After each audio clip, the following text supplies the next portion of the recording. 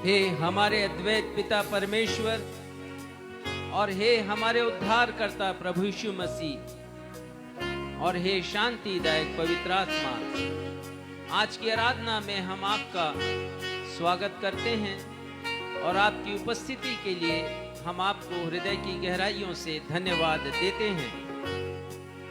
राजा दाऊद लिखते हैं, हे परमेश्वर, मेरे अंदर शुद्ध मन उत्पन्न कर और मेरे भीतर स्थिर आत्मा नए सिरे से उत्पन्न कर।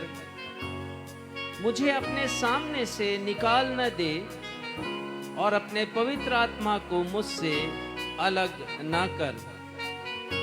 हे प्रभु, मेरा मुंह खोल दे, तब मैं तेरा गुणानुवाद कर सकूंगा। प्रिय भाइयों और बहनों, आज हम सब के लिए एक महत्वपूर्ण दिन है, महत्वपूर्ण पर्व है, पेंटिकोस्ट का पर्व। तो आइए हम पवित्र आत्मा का स्वागत करें कि वो हमारे हृदय में आए ताकि हम अपने परमेश्वर का गुणानुवाद कर सकें। पवित्र आत्मा, पवित्र आत्मा, मुझे ले जाओ यीशु के चरणों में। पवित्र आत्मा, फिर से, पवित्र आत्मा, पवित्र आत्मा, मुझे ले जाओ यीशु के चरणों में। पवित्र आत्मा, सिर्फ तेरे लिए यीशु, तेरे लिए, सिर्फ तेरे लिए यीशु, तेरे लिए, सिर्फ तेरे लिए यीशु, तेरे लिए मैं हाथ उठाता हूँ। पवित्र आत्मा, पवित्र आत्मा, मुझे ले जाओ यीशु के चरणों में। पवित्र आत्मा, मुझे ले जाओ यीशु के चरणों में।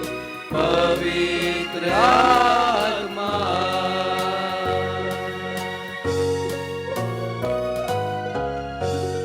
नवजीवन एंजेलिकल चर्च की 146 ऑनलाइन एवं ऑनलाइन आराधना में मैं आकांक्षा सक्षम मसीह आप समस्त प्रभु भक्तों का अपने उद्धारकर्ता प्रभु यीशु मसीह के अतुल्य नाम में स्वागत करती हूँ एवं आप सभी को जय यीशु, यीशु सहाय, शालोम, जय मसीह की और प्रेज द लॉर्ड कहती हूँ। Praise the Lord.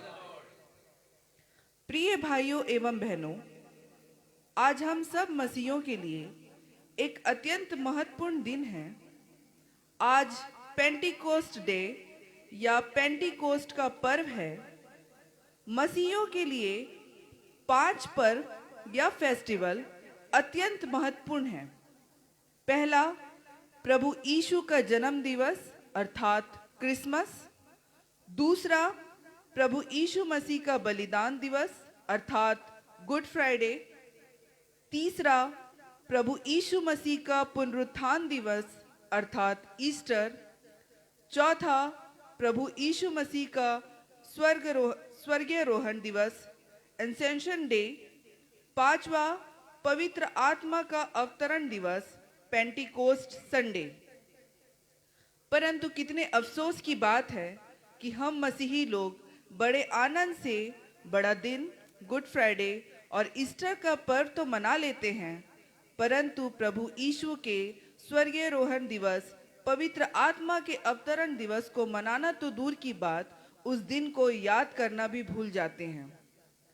ना सिर्फ मसीही इतिहास परंतु विश्व इतिहास के लिए भी इन दोनों पर्वों का खास महत्व है। स्वर्गीय रोहण दिवस के महत्व के विषय में हमारे पास्टर साहब ने पिछले रविवार आप सभी को संदेश प्रदान किया था। आज वे हम सबको पेंटिकोस्ट डे के महत्व के विषय में उपदेश देंगे, अतः आप आज के संदेश को मिस नहीं कीजिएगा। आइए आज के दिन को स्मरण करते हुए हम एक गीत गाएं। गीत के शब्द है, आसमानी खुशी से भर दे मुझको, गीत नया दिल में ला, उतरा उतरा उतरा ए रूहे पाक उतरा।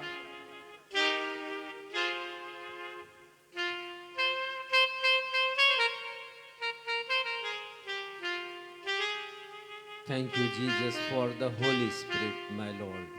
ये प्रभु यीशु मसीह पवित्र आत्मा के लिए हम आपको धन्यवाद देते हैं।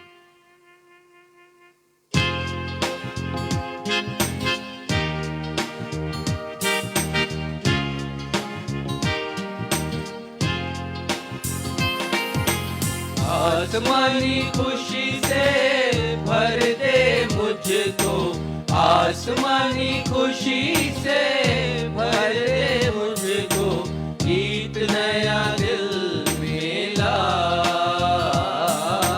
गीत नया दिल में ला।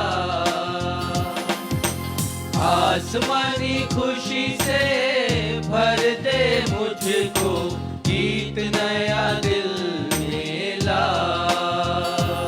उतरा उतरा उतरा है रूहे पाक उतरा, उतरा उतरा उतरा है रूहे पाक उतरा, उतरा उतरा उतरा उतरा।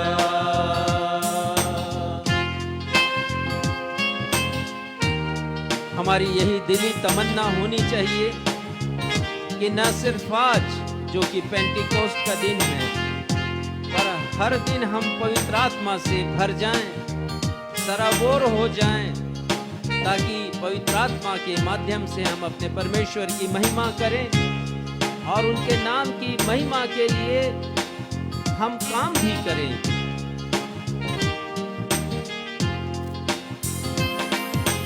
अमृत जल प्रभु मुझको पिला दे, दिल मेरे की प्यास बुझा दे, चश्मा बनके उछला, चश्मा बनके उछला। अमृत जल प्रभु मुझको पिला दे, चश्मा बनके उछला। उतरा उतरा उतरा है रूहे पाक उतरा, उतरा उतरा उतरा है रूहे पाक उतरा, उतरा उतरा उतरा उतरा।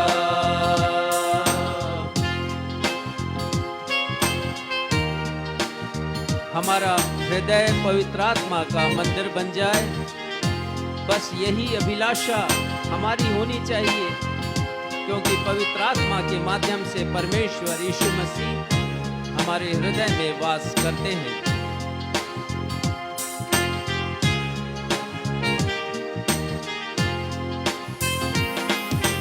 पाक रूह हुआ मेरे दिल के अंदर, बन जाऊं मैं तेरा मंदिर, अपनी राह दिखा दिखा, अपनी राह दिखा।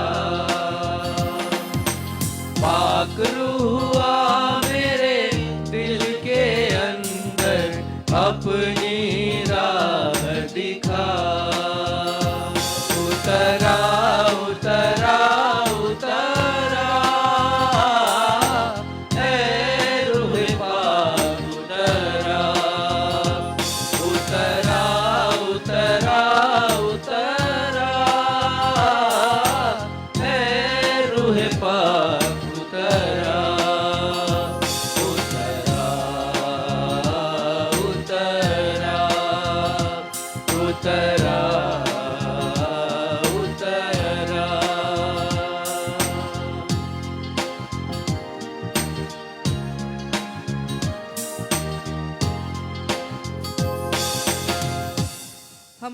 स्थानों में खड़े होकर निकाल लेंगे उत्तरवादी पाठ भजन संहिता अध्याय 51 पद 1 से 11, जिसे पढ़ने में अगुवाई मिस्टर सक्षम मसीह करेंगे।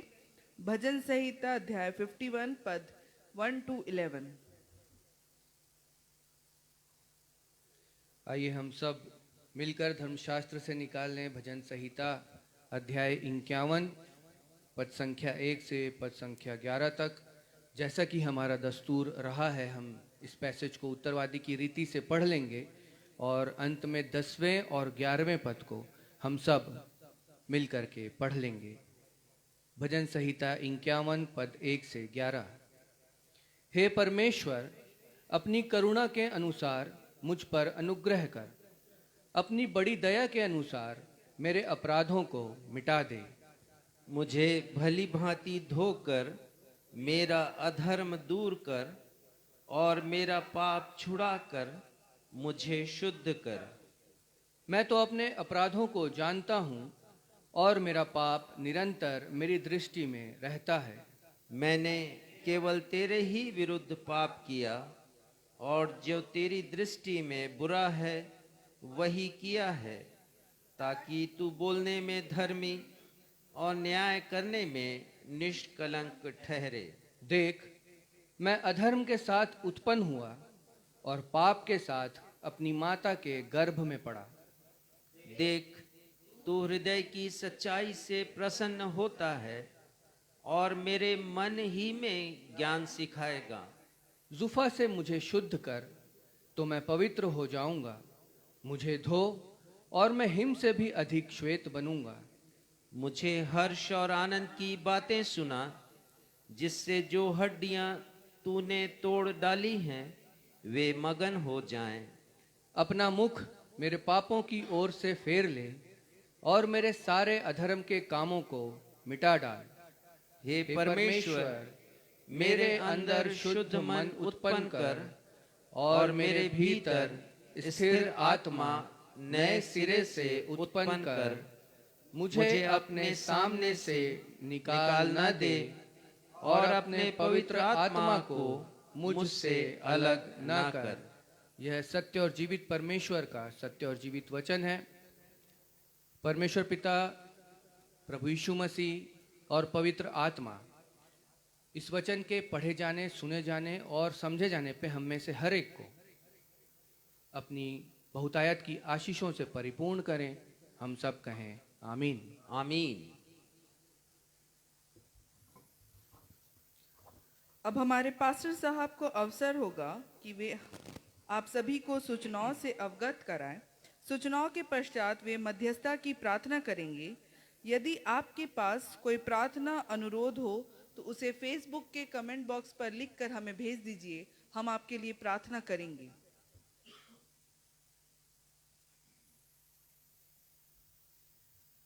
नवजीवन इवेंजेलिकल चर्च की 146वीं ऑनलाइन एवं ऑफलाइन आराधना में मैं आप सभी का स्वागत करता हूं और आप सभी को मैं प्रेज द लॉर्ड कहता हूं। The Lord. जैसा बताया गया प्रारंभ में, आज पेंटिकोस्ट संडे है, पेंटिकोस्ट का दिन, पेंटिकोस्ट का पर्व। पेंटिकोस्ट का पर्व हम सभी मसीहियों के लिए एक महत्वपूर्ण पर्व है, पर अफसोस की बात है कि इस पर्व को अधिकांश प्रोटेस्टेंट कलीसियाओं ने विस्मृत कर दिया है, भुला दिया है। पेंटिकोस्ट न सिर्फ पवित्र आत्मा का सामर्थ्य से अवतरण दिवस है, परंतु यह कलीसिया का जन्म दिवस भी है। यह भी अफसोस की बात है कि हम अपना जन्म दिवस मनाते हैं, हम विवाह की वर्षगांठ मनाते हैं, हम ऐसे अनेक उत्सवों में भी शामिल होते हैं, परंतु कलीसिया के जन्मदिन को भूल जाते हैं। आज आप इस संदर्भ में एक विशेष संदेश को सुनेंगे एवं आज जितने भी गीत हम गा रहे हैं वो पवित्र आत्मा के विषय में है। पवित्र आत्मा हमारी जिंदगी में क्या करते हैं जब वो आते हैं तो ये सारी बातें इन गीतों में शामिल हैं। आप ध्यान देकर सुनिएगा, हमारे साथ आप उन गीतों में शामिल भी होइएगा। आने वाले रविवार 12 जून को हम पहले जिस विषय पर मनन कर रहे थे, अर्थात स्वर्गारोहण पर्व के पहले, और वो विषय था मृत्यु के पश्चात आप कहाँ जाना चाहेंगे, फैसला आज कर ले। इस विषय का एक अंक छूट गया था। यह तीसरा और अंतिम उपदेश होगा इस विषय पर, और हम यह भी सीखेंगे कि हम मसीहियों के लिए जो कहते हैं कि हम परमेश्वर के वचन का पालन करते हैं, किसी की मृत्यु पर मृतक के लिए RIP लिखना और मृतक की शांति के लिए प्रार्थना करना कितना बाइबल सम्मत है, इस विषय पर भी हम मनन करेंगे। तो आने वाले रविवार अवश्य आप उस संदेश को सुनिएगा। प्रार्थना अनुरोध इस प्रकार से है। हम प्रार्थना करते हैं, इस विनती को परमेश्वर पिता के समक्ष लेकर आते हैं भाई अजय धर्मराज भारद्वाज के लिए। बिजली सुधारते हैं, ये बिजली के खंभे पर ये कार्य कर रहे थे और ऐसा हुआ कि ये नीचे गिर गए और जहाँ पर गिरे वहाँ लोहे का रॉड था और वो लोहे का रॉड उनके गले के आर पार हो गया। अस्पताल ले जाए गए, रॉड तो निकल गया लेकिन स्थिति अभी भी उनकी नाजुक बनी हुई है। परमेश्वर पिता से हम उनकी चंगाई के लिए प्रार्थना करते हैं। बेटे ईशांत की उम्र महज 4 वर्ष है, परंतु वो कैंसर रोग से पीड़ित हैं। उनकी कीमोथेरेपी की गई है, लेकिन उसके पश्चात उनके स्वास्थ्य और भी बिगड़ गया है।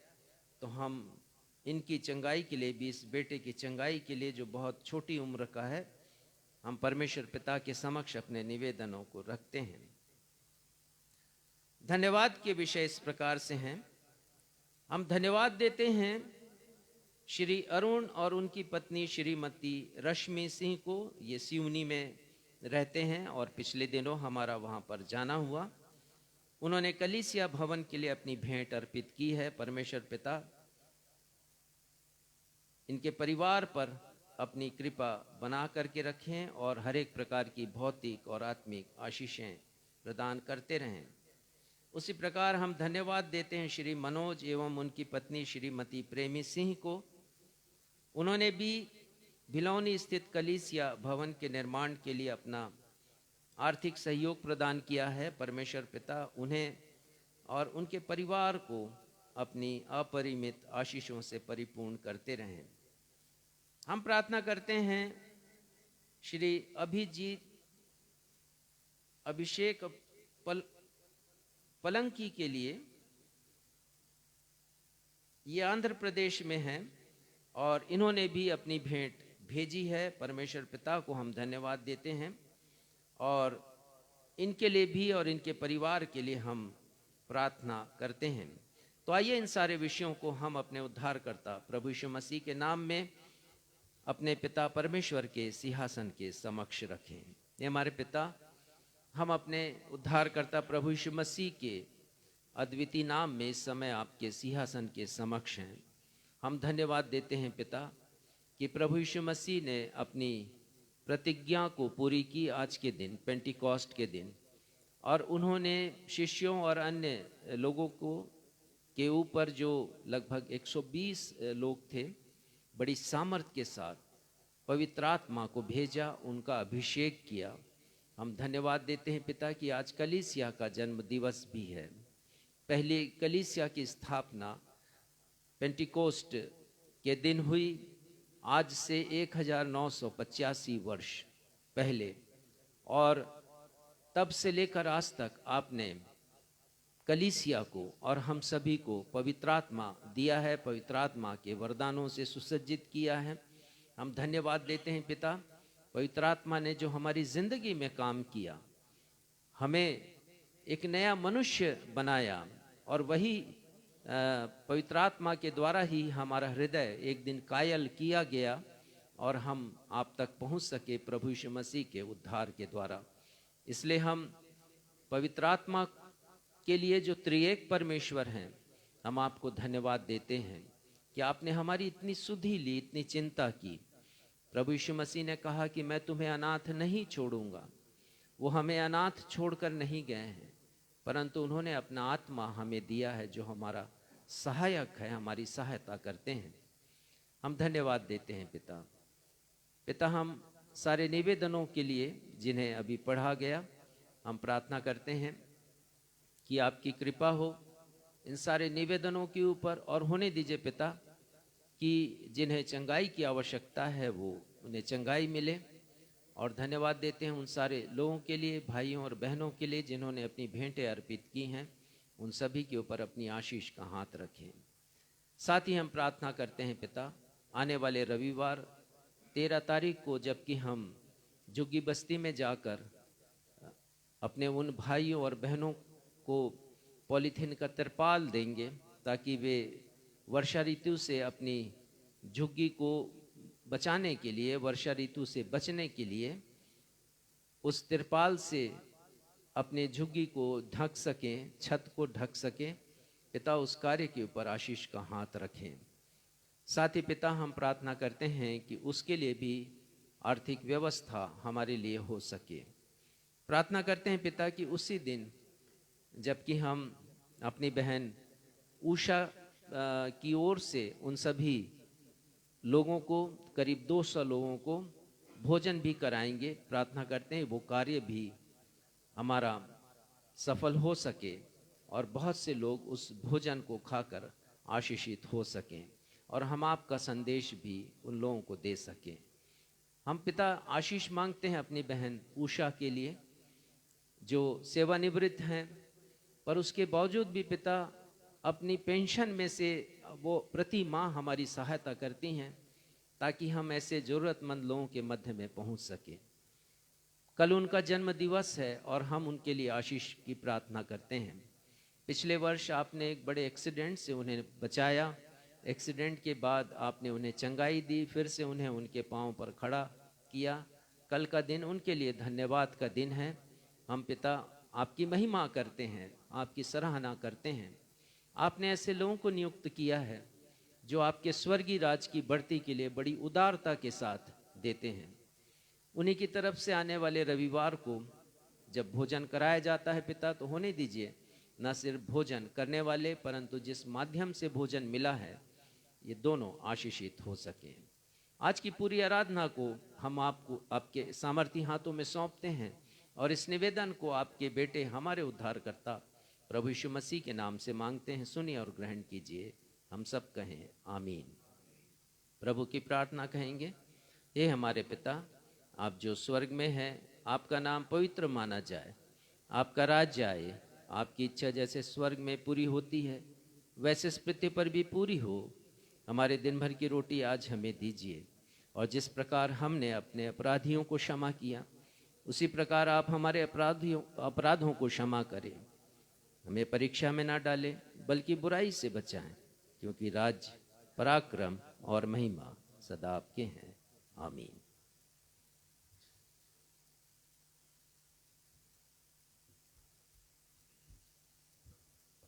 अब हम सभी के लिए अवसर होगा जब हम अपनी अपनी भेंटों एवं धन्यवादी भेंटों को अर्पित करने के द्वारा परमेश्वर पिता की महिमा करेंगे। यदि आप हमारी कलीसिया के द्वारा किए जा रहे सुसमाचार प्रचार या झुग्गी बस्तियों में रहने वाले एवं भिक्षावृत्ति पर जीवन व्यतीत करने वाले लोगों के मध्य किए जाने वाले सेवा कार्य या कलीसिया भवन के निर्माण कार्य के लिए अपनी भेंट अर्पित करना चाहें तो कृपया हमारे पास्टर साहब से उनके मोबाइल नंबर 9425227003, मैं फिर से एक बार रिपीट करूंगी, 9425227003 पर संपर्क कीजिए। आइए इस समय हम सब मिलकर एक गीत गाएं जिसके शब्द हैं, फिर से वो आग बरसा दे, फिर से तूफान आने दे, तेरी महिमा से, तेरी सामर्थ्य से फिर से तू अभिषेक कर दे।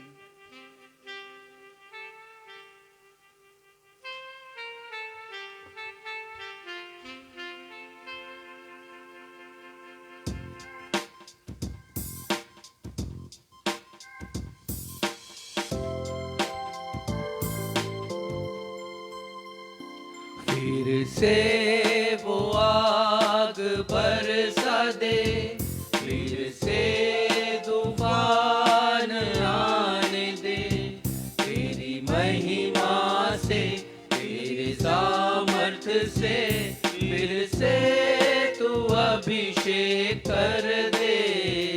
फिर से वो आग बरसा दे, फिर से तूफान आने दे, तेरी महिमा से, तेरे सामर्थ्य से फिर से तू अभिषेक कर दे।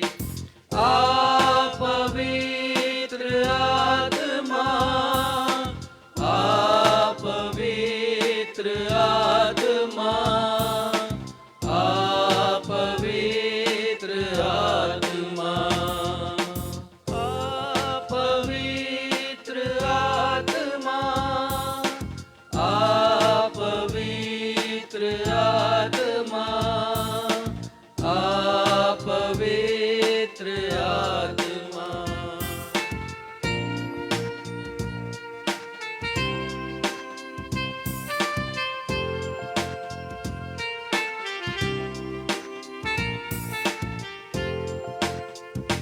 बहने दे उस हवा को, छू ले हर एक दिल को, तेरा दर्शन हमें मिले। करते हैं प्रार्थना तुझसे,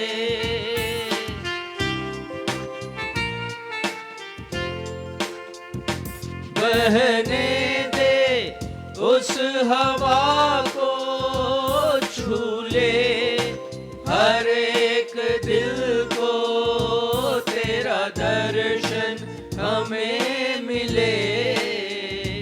करते हैं प्रार्थना तुझसे, तेरी महिमा से, तेरे सामर्थ्य से फिर से तू अभिषेक कर दे। आ पवित्र आत्मा, आ पवित्र आत्मा, आ पवित्र आत्मा, आ पवित्र आत्मा। भेंटों के लिए धन्यवाद की प्रार्थना भाई क्षितिज मसीह करेंगे।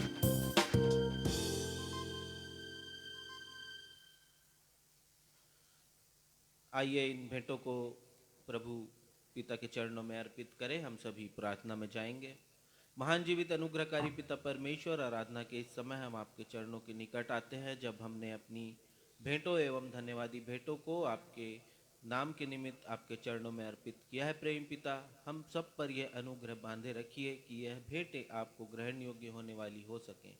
हम प्रार्थना और विनती करते हैं प्रेम पिता, हम आपको कुछ भी नहीं दे सकते, क्योंकि हमारे जो धर्म के काम है वो भी मैले कुचैले चिथड़ों के समान है, और हमारा जो भेंट है, जो हमारी धन्यवाद की भेंट है, वो भी नगण्य है प्रेम पिता, क्योंकि हमारे जीवन में जो कुछ भी दिया हुआ और किया हुआ है वो केवल और केवल आपकी महिमा के नाम के द्वारा किया गया है, आपके अनुग्रह के द्वारा किया गया है प्रेम पिता।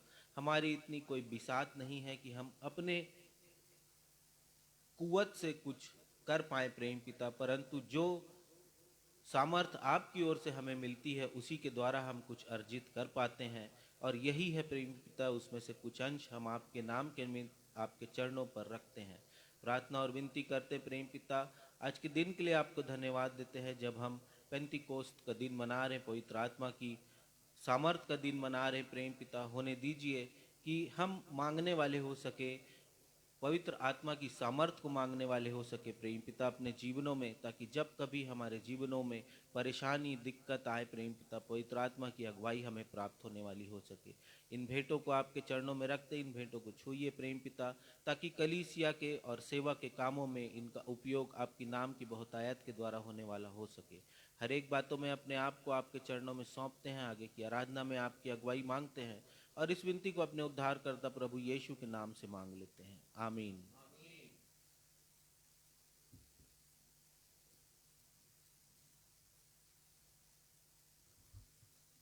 पवित्र शास्त्र बाइबिल से पाठों का पठन। पहला पाठ पुराने नियम से यहेजकेल अध्याय 37 पद 7 से 10, जिसे पढ़ने में अगुवाई मिसेस बीना मसीह करेंगी। दूसरा पाठ नए नियम से प्रेरितों के काम अध्याय 2 पद 1 से 6, जिसे पढ़ने में अगुवाई भाई क्षितिज मसीह करेंगे। पहला पाठ पुराने नियम से यहेजकेल अध्याय 37 पद 7 से 10।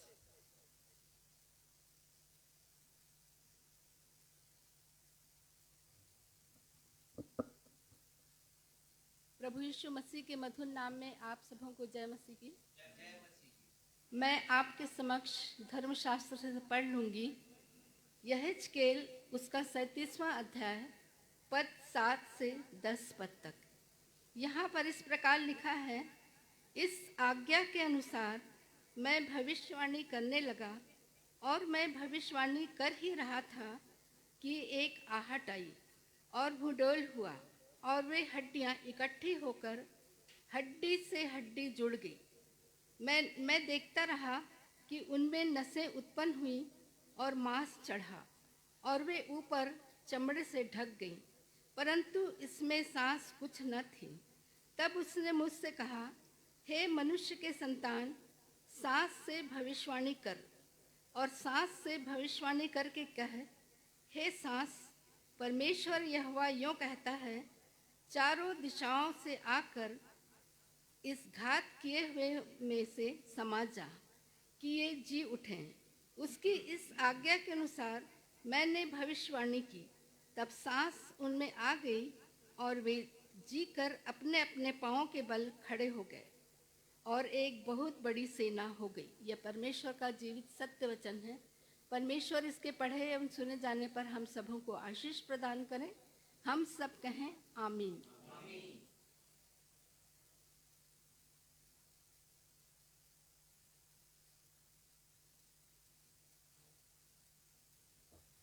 दूसरे पाठ के लिए निकाल लेंगे नए नियम से प्रेरितों के काम, उसका अध्याय 2 पद 1 से 6 तक।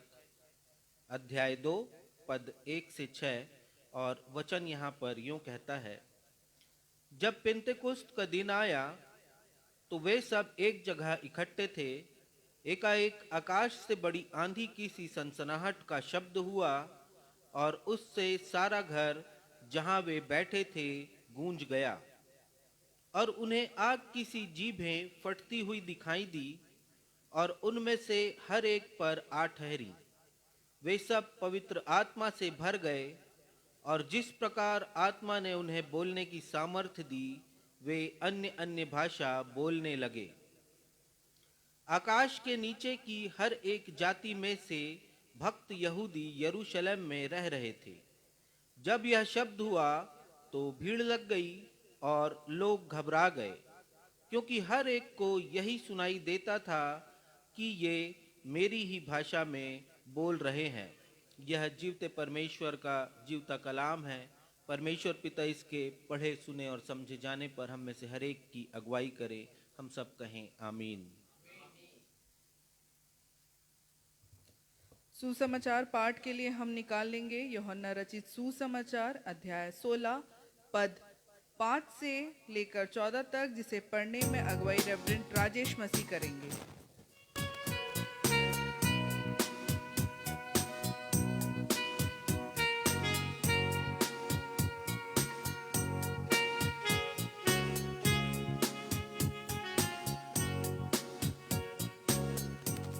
आज का सुसमाचार का पाठ यूहन्ना रचित सुसमाचार उसका 16वां अध्याय पद संख्या 5 से लेकर पद संख्या 14 तक। और यहाँ इस प्रकार लिखा है, प्रभु यीशु कहते हैं, अब मैं अपने भेजने वाले के पास जाता हूँ और तुम में से कोई मुझसे नहीं पूछता तू कहाँ जाता है, परंतु मैंने जो ये बातें तुमसे कही हैं इसलिए तुम्हारा मन शोक से भर गया है। तो भी मैं तुमसे सच कहता हूँ कि मेरा जाना तुम्हारे लिए अच्छा है, क्योंकि यदि मैं न जाऊं तो वह सहायक तुम्हारे पास नहीं आएगा, परंतु यदि मैं जाऊंगा तो उसे तुम्हारे पास भेजूंगा।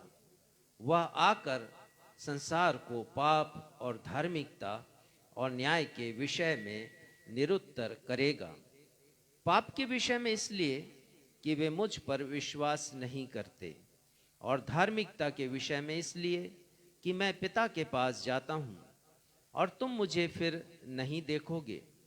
न्याय के विषय में इसलिए कि संसार का सरदार दोषी ठहराया गया है। मुझे तुमसे और भी बहुत सी बातें कहनी हैं, परंतु अभी तुम उन्हें सह नहीं सकते। परंतु जब वह अर्थात सत्य का आत्मा आएगा तो तुम्हें सब सत्य का मार्ग बताएगा, क्योंकि वह अपनी ओर से नहीं कहेगा, परंतु जो कुछ सुनेगा वही कहेगा और आने वाली बातें तुम्हें बताएगा। वह मेरी महिमा करेगा, क्योंकि वह मेरी बातों में से लेकर तुम्हें बताएगा। ये प्रभु यीशु ख्रिस्ट का सुसमाचार है। हे प्रभु यीशु ख्रिस्ट, आपके नाम की महिमा हो।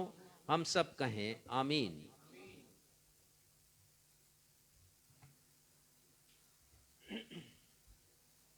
अब हम सभी के लिए अवसर होगा जब हम अपने पास्टर रेवरेंड राजेश मसीह के द्वारा पेंटिकोस्ट डे के पर एक विशेष संदेश को सुन लेंगे। संदेश का विषय है, पेंटिकोस्ट का दिन हम सब के लिए अविस्मरणीय दिन होना चाहिए, क्योंकि इस दिन प्रभु यीशु मसीह ने अपनी 2 प्रतिज्ञाओं को पूर्ण किया। Pentecost Day must be unforgettable day for us because Lord Jesus Christ has fulfilled his 2 promises on this day. परंतु इसके पहले कि हम संदेश सुने, आइए हम सब आज के संदेश से ताल्लुक रखता हुआ एक गीत गाएं जिसके शब्द हैं, रूहे पाक खुदावंद आ तू आ, जान जिस्म और रूह में तू बस जा।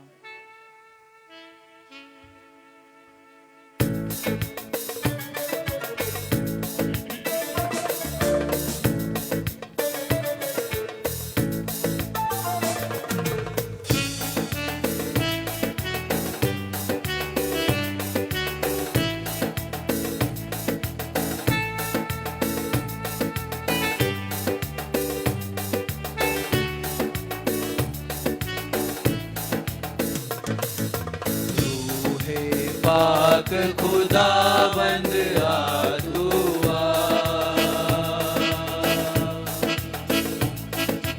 जान जिस्म और रूह में तू बस जा। रूहे पाक खुदावंद आ तू आ, जान जिस्म और रूह में तू बस जा।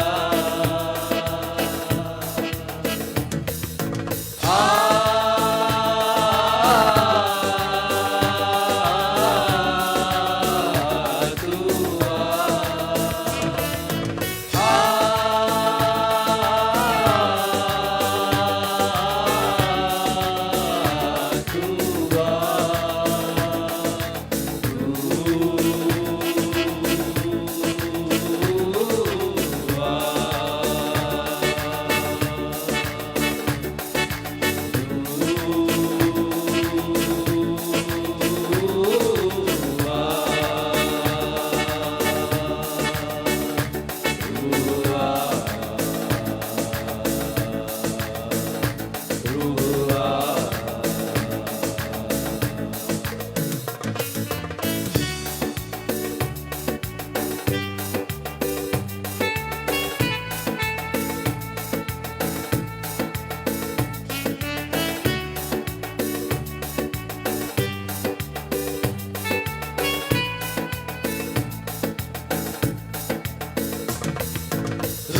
के शोले लपक लपक जब आते हैं बंधन सारे टूट के गिरते जाते हैं। रूह के शोले लपक लपक जब आते हैं बंधन सारे टूट के गिरते जाते हैं।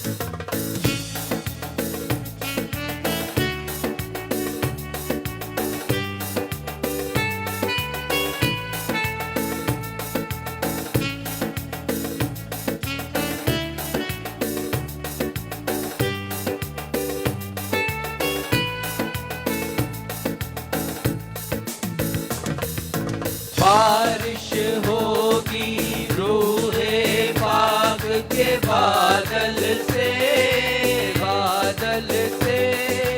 खुल जाएंगे मैले मन के अंदर से।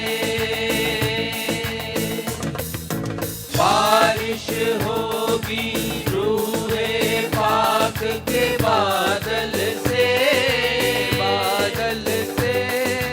खुल जाएंगे मैले मन के अंदर से।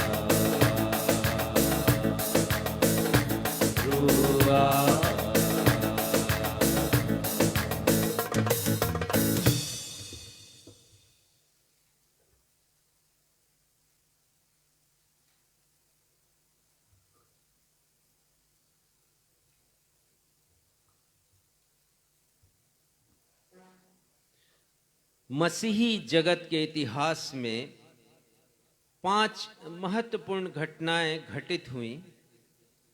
इन घटनाओं ने कालांतर में संपूर्ण विश्व के इतिहास को प्रभावित किया। इतिहास को बदलने वाली घटनाएं मसीही जगत के इतिहास में घटित हुई, जिनका वर्णन हम परमेश्वर पिता के पवित्र शास्त्र में पढ़ते हैं। इन 5 घटनाओं का वर्णन संत लूका ने, जो पेशे से चिकित्सक थे, डॉक्टर थे, वैद्य थे, उन्होंने अपने द्वारा लिखी गई 2 पुस्तकों, 2 किताबों में, जिन्हें हम लूका रचित सुसमाचार और प्रेरितों के काम के नाम से जानते हैं, उनमें इन 5 घटनाओं का वर्णन किया है। और ये 5 घटनाएं इस प्रकार से हैं। पहला, प्रभु यीशु मसीह का जन्म। प्रभु यीशु मसीह के जन्म ने इतिहास को दो भागों में बांट दिया। इससे बड़ा कार्य इस विश्व इतिहास में और किसी ने नहीं किया। दूसरा, प्रभु यीशु मसीह की मृत्यु से बलिदान, प्रभु यीशु मसीह के बलिदान से मुक्ति आई, उद्धार आया। इससे बढ़कर और किसी ने ऐसा काम नहीं किया।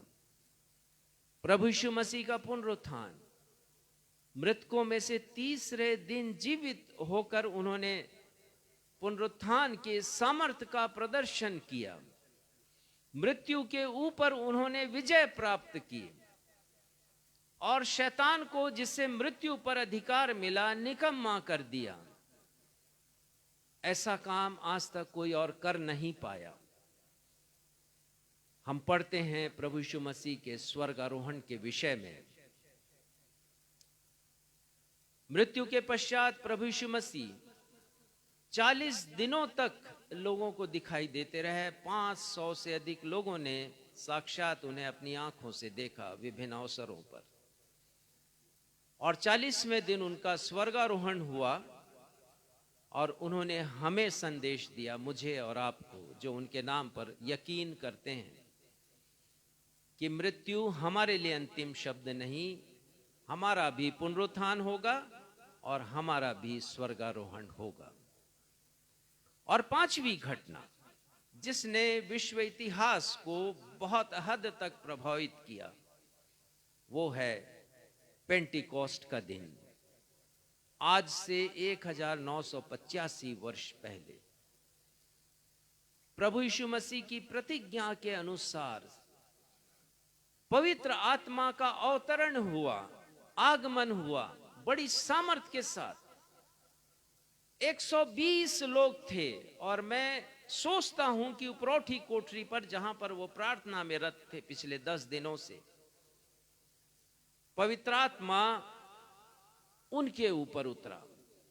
एक मन और एक चित्त होकर के वो प्रार्थना में लगे हुए थे। बड़ी सामर्थ से पवित्र आत्मा का आगमन हुआ। विश्व इतिहास को आज के दिन ने प्रभावित किया, क्योंकि कलीसिया की नींव रखी गई। आज के दिन कलीसिया का जन्म हुआ और कलीसिया के जन्म के पश्चात प्रभु यीशु मसीह के शिष्य उनकी आज्ञा के अनुसार विश्व में हर जगह पर पहुंचे। पिछले 1985 वर्षों में आज भी पहुंच रहे हैं। जहां पहुंच रहे हैं वहां परिवर्तन है, वहां बदलाव है। आत्मिक रीति से लोगों का जीवन परिवर्तित हो रहा है, बदल रहे हैं लोग। इतिहास को प्रभावित किया है आज के दिन ने।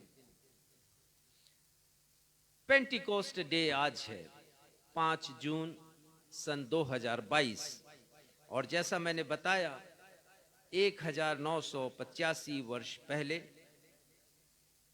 इस दिन ने इतिहास को बदल दिया। आज के ही दिन प्रभु यीशु मसीह ने अपनी 2 प्रतिज्ञाओं को पूरा किया। उनकी पहली प्रतिज्ञा, उन्होंने कहा शिष्यों से कि मैं तुम्हें अनाथ नहीं छोड़ूंगा, अपना आत्मा तुम्हें दूंगा, एक सहायक भेजूंगा, ना पवित्र आत्मा तुम्हें दूंगा। और उन्होंने अपने इस वादे को, अपनी इस प्रतिज्ञा को आज के ही दिन पूरा किया। और दूसरी बात, हम जानते हैं कि प्रभु यीशु मसीह ने पतरस से कहा था कि मैं तुझ पर अपनी कलीसिया बनाऊंगा। और आज के दिन पतरस प्रमुख थे उन सभी लोगों के मध्य में। वो अगुवाई कर रहे थे शेष 11 शिष्यों की और उन लोगों की जो वहां पर एकत्रित थे। और पहली कलीसिया की नींव रखी गई जब एक सामर्थी उपदेश संत पतरस ने कहा। और हम पढ़ते हैं 3000 लोग उनमें मिल गए। 120 लोगों में 3000 लोग और मिल गए। कलीसिया निरंतर बढ़ती रही। कलीसिया का जन्म दिवस है आज और इस वादे को प्रभु यीशु मसीह ने पूरा किया। परंतु कितने अफसोस की बात है और ये बड़ा हास्यास्पद लगता है कि हम लोग बड़े जोश खरोश के साथ तो क्रिसमस मना लेते, बहुत संजीदगी के साथ हम palm Sunday, good Friday, Easter मना लेते, इन पर्वों को मना लेते। लेकिन ये जो दो अन्य पर्व हैं, प्रभु यीशु मसीह का स्वर्गारोहण जिससे मैं और आप जुड़े हुए हैं, हमारा आत्मिक जीवन जुड़ा हुआ है, हम भूल जाते हैं। पिछले रविवार मैंने स्वर्गारोहण विषय पर संदेश दिया और 7 बातें बतलाई कि क्यों हमारे लिए यह महत्व रखता है ये दिन। कलीसिया ने भुला दिया। अधिकांश प्रोटेस्टेंट कलीसियाओं में स्वर्गारोहण के विषय में कुछ कहा नहीं जाता, संदेश नहीं दिए जाते, लोग अनभिज्ञ हैं। और उसी प्रकार पेंटिकोस्ट डे के विषय में भी, आज के दिन के विषय में भी, मैं एक बड़े प्रचारक के संदेश के कहे जाने के पहले उनके समाचार को जब मैं देख रहा था तो मैंने देखा कि आज उनके संदेश में पेंटिकोस्ट है ही नहीं। बहुत सी कलीसियाओं ने भुला दिया और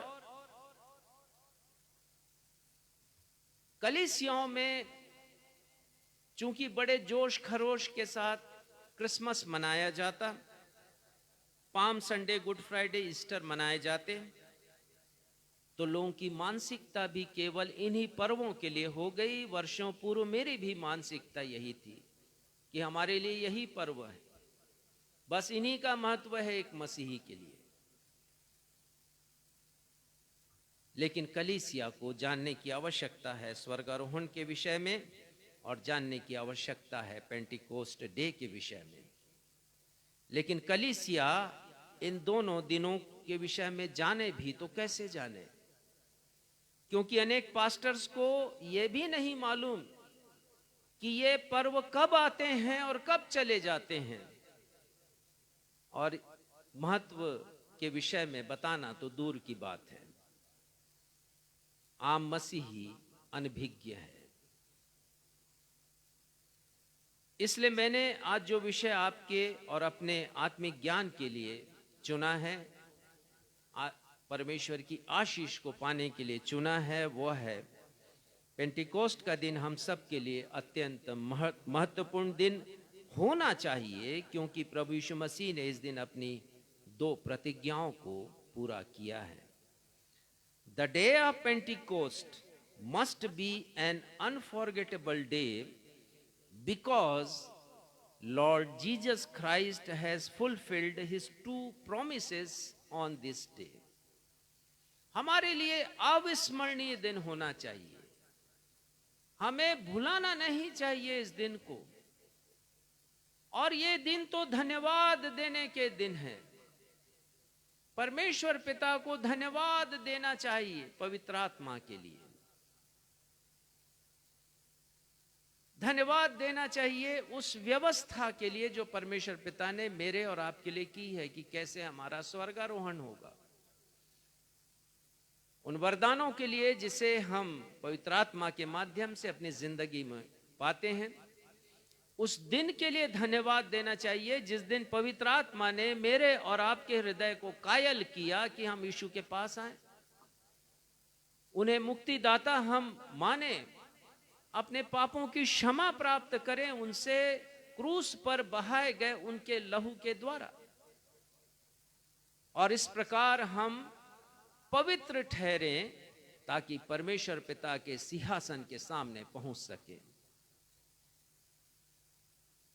इसके पहले कि आज हम प्रभु यीशु मसीह के उन 2 प्रतिज्ञाओं के ऊपर गहराई से विचार करें, मैं आपको यहूदियों के 3 महत्वपूर्ण पर्वों के विषय में जानकारी देना चाहूंगा ताकि आप जान सकें कि हम सब के लिए पेंटिकोस्ट पर्व का क्या इतिहास है। पहला पर्व जो यहूदियों के लिए बड़ा महत्वपूर्ण था वो फसह का पर्व।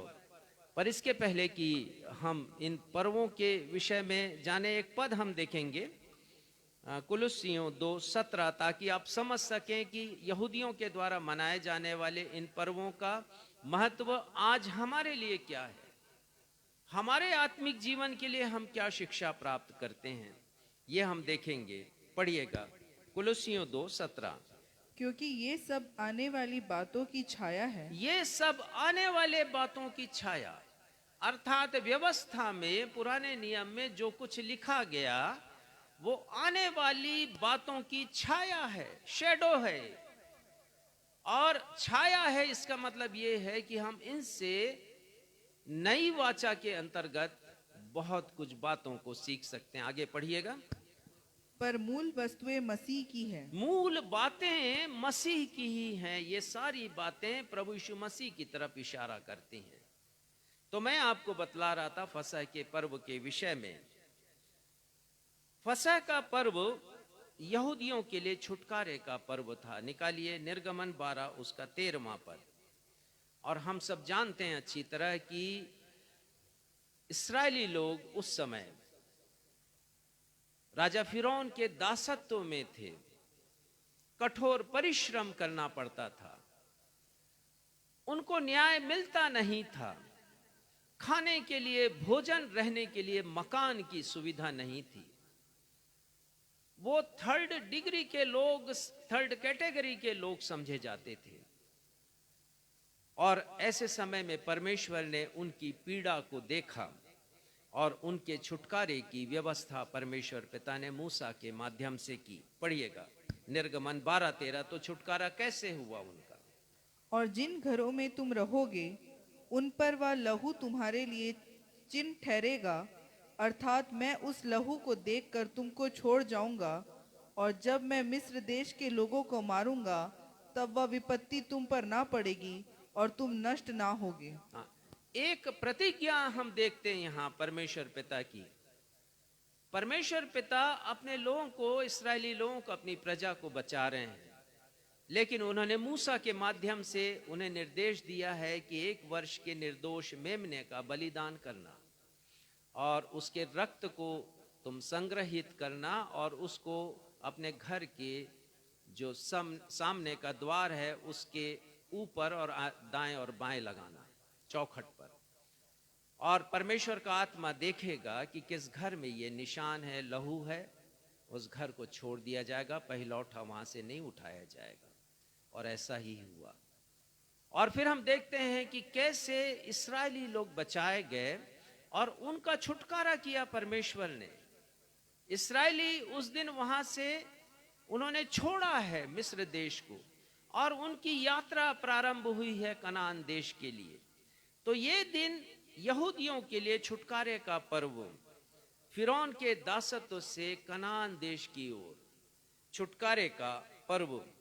और दूसरी बात हम देखते हैं यहूदियों के लिए कि उनके लिए ये दिन बड़ा महत्वपूर्ण दिन था। उसके विषय में मैं आपको थोड़ी देर में बताऊंगा। पर यहां पर हम देखें कि हमारे लिए क्या शिक्षा है फसह के पर्व के विषय में। हम भी शैतान की दास्ता में थे, जैसे इस्राएली राजा फिरौन की दास्ता में थे, तो हम भी दासत्व में थे शैतान की। लेकिन प्रभु यीशु मसीह ने मुझे और आपको छुटकारा दिया है। प्रभु यीशु मसीह के बलिदान के द्वारा क्रूस पर बहाए गए लहू के कारण मेरा और आपका छुटकारा हुआ। तो फसह का पर्व हम सब मनाते हैं। किस दिन मनाते हैं? मॉन्डी थर्सडे को। और उसी दिन प्रभु यीशु मसीह ने स्वयं फसह के पर्व को अपने शिष्यों के साथ मनाया और हम प्रभु यीशु मसीह के बलिदान को स्मरण करते। एक पद पढ़िएगा, 1 कुरिन्थियों 5वां अध्याय 7वां पद। तो ये फसह का पर्व आने वाली बातों की छाया, और हमने पढ़ा कुलुस्सियों में कि मूल में केवल प्रभु यीशु मसीह है। ये सारी बातें यीशु की तरफ इशारा करती हैं। 1 कुरिन्थियों 5वां अध्याय 7वां पद। पुराना खमीर निकाल कर अपने आप को शुद्ध करो कि नया गुथा हुआ आटा बन जाओ, ताकि तुम अखमीरी हो, क्योंकि हमारा भी फसह जो मसीह है बलिदान हुआ है। मसीह हमारा फसह है। तो उन्होंने एक मेमना बलिदान किया था छुटकारे के लिए। लेकिन प्रभु यीशु मसीह स्वयं फसह का मेमना बन गए। तो हमारे लिए बड़ा अर्थ है। दूसरा हम देखेंगे, दूसरा पर्व यहूदियों के लिए बड़ा खास वो तंबुओं या झोपड़ियों का पर्व था। फेस्टिवल ऑफ टेबरनेकल कहते हैं। यहूदियों को यह पर्व मनाकर स्मरण करना था कि उनके पूर्वज 40 वर्षों की यात्रा में तंबुओं में निवास करते थे। तंबुओं में उन्होंने अपने जीवन को व्यतीत किया 40 वर्षों तक, जब मिस्र देश से वो निकले हैं और कनान देश में जाने के पहले तंबुओं में वो रहा करते थे। तो मूसा के द्वारा परमेश्वर पिता ने आज्ञा दी कि तुम वर्ष में एक बार इस पर्व को मनाकर स्मरण करना कि कैसे तुम्हारे पूर्वज तंबुओं में रहा करते थे। और उसके पश्चात ही वे उनमें से केवल 2 लोग पहुंचे, लेकिन पहुंचे और एक नई पीढ़ी के लोग पहुंचे प्रतिज्ञात देश में, कनान देश में।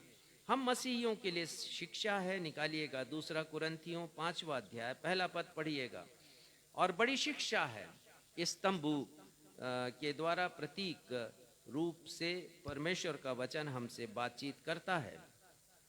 क्योंकि हम जानते हैं कि जब हमारा पृथ्वी पर का डेरा सरीखा घर गिराया जाएगा तो हमें परमेश्वर की ओर से स्वर्ग पर एक ऐसा भवन मिलेगा जो हाथों से बना हुआ घर नहीं। हाँ, यहाँ पर संत पौलुस चर्चा कर रहे हैं कि हमारा ये जो शरीर है एक प्रकार से तंबू के समान है। डेरा सरीखा ये घर है, क्योंकि वो डेरा ही होता है।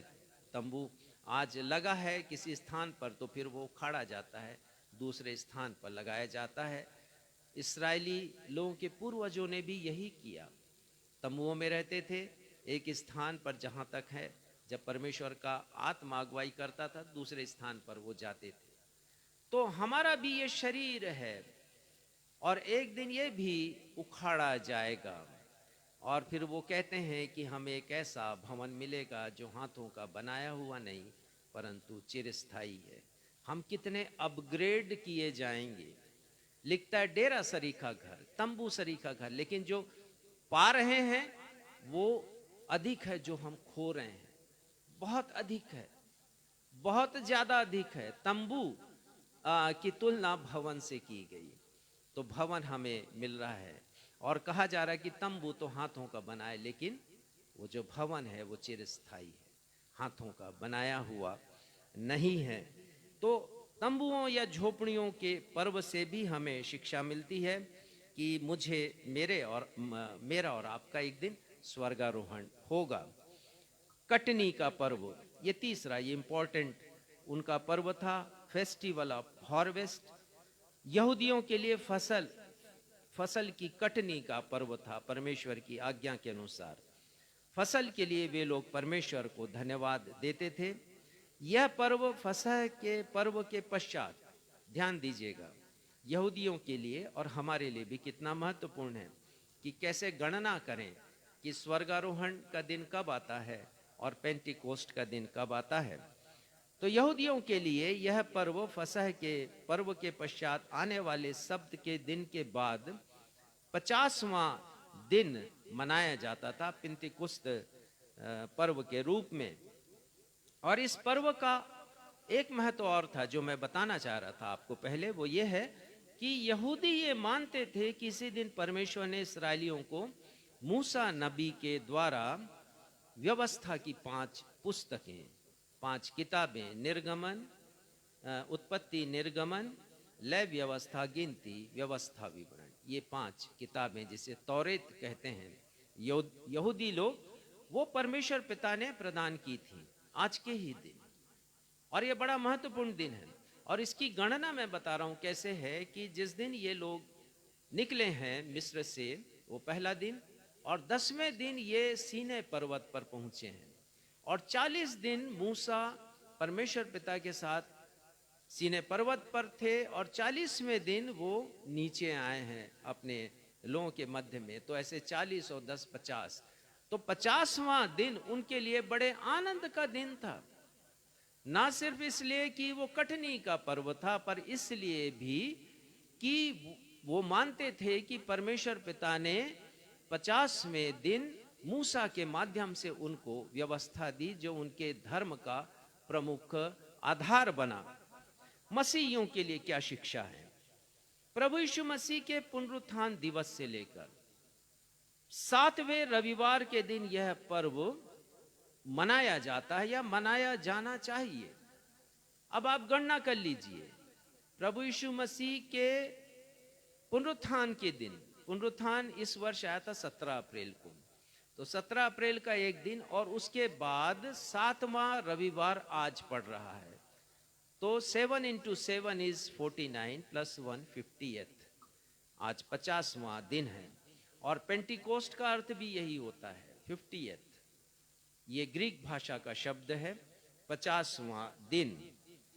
और हमारे लिए आज का दिन स्मरण करने का दिन है 4 बातों के कारण कि हमें क्यों महत्व देना चाहिए आज के दिन को। पहली बात तो यह है कि आज के दिन परमेश्वर पिता ने बड़ी सामर्थ्य से पवित्र आत्मा को हमारे लिए दिया, तो ये पवित्र आत्मा के आगमन का दिन है, इसलिए ये धन्यवाद का दिन है हमारे लिए। धन्यवाद का दिन है कि यदि पवित्र आत्मा नहीं आता तो कलीसिया नहीं बनती और आज हम यहाँ पर होते नहीं और हम मसीही भी नहीं कहलाते। दूसरी बात, आज का दिन जैसा मैंने बताया कलीसिया का जन्मदिन है।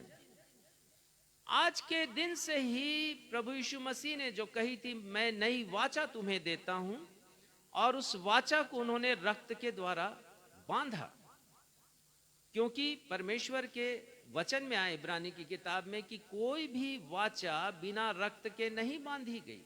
आप देख लीजिए पूरे शास्त्र में हर वाचा के पीछे रक्त है, और ये नई वाचा के पीछे स्वयं प्रभु यीशु मसीह का रक्त है। तो एक नया दृष्टिकोण, एक नया विचार आया प्रभु यीशु मसीह के द्वारा, और आज के ही दिन से उसका पालन हुआ है। पतरस के संदेश में जो उन्होंने आज के दिन दिया, हम इस नई वाचा के विषय में जान सकते हैं। व्यवस्था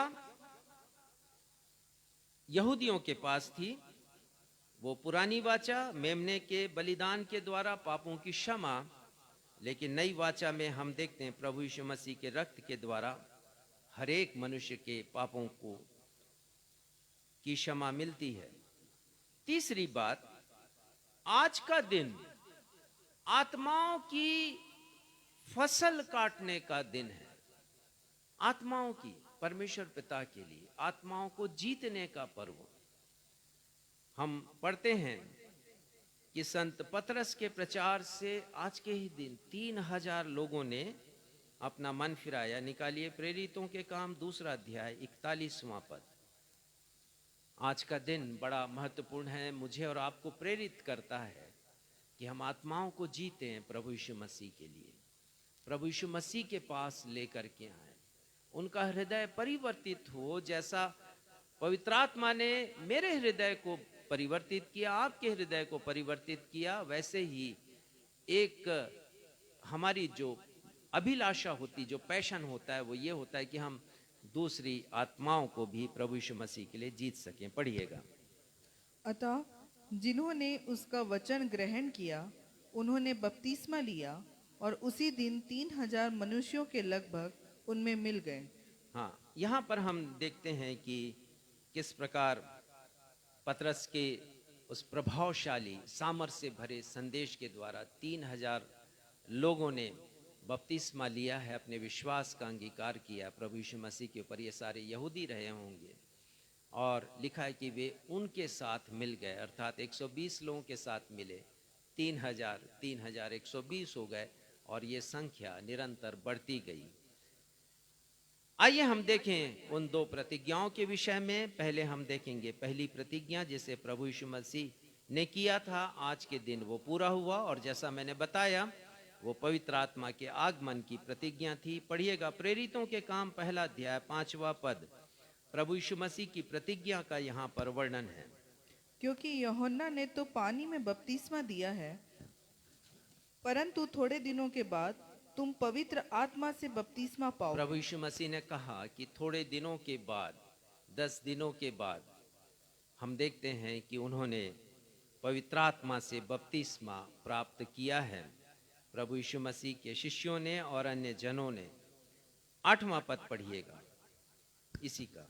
परंतु जब पवित्र आत्मा तुम पर आएगा तब तुम सामर्थ पाओगे। प्रभु यीशु मसीह ने कहा कि जब पवित्र आत्मा तुम पर आएगा तब तुम सामर्थ पाओगे। और हम देखते हैं कि किस सामर्थ के साथ पवित्र आत्मा का आगमन हुआ, इसके ऊपर विस्तार से हम आगे चर्चा करेंगे।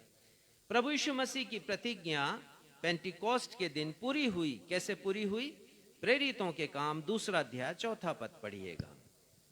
वे सब पवित्र आत्मा से भर गए और जिस प्रकार आत्मा ने उन्हें बोलने की यहाँ सामर्थ्य हम दी, पढ़ते हैं कि वे सब लोग जो वहां पर उपस्थित थे एक मन एक चित्त होकर प्रार्थना कर रहे थे, वो सब पवित्र आत्मा से परिपूर्ण हो गए, भर गए, सामर्थ आ गई पवित्र आत्मा की। प्रभु यीशु मसीह ने कहा, यूहन्ना रचित सुसमाचार 14वां अध्याय 16वां पद, और हम पढ़ते हैं प्रभु यीशु मसीह अपने शिष्यों से चर्चा कर रहे हैं और वो कह रहे हैं, मैं पिता से विनती करूंगा और वे तुम्हें एक और सहायक देगा। हाँ, परमेश्वर पिता एक और सहायक तुम्हें देंगे।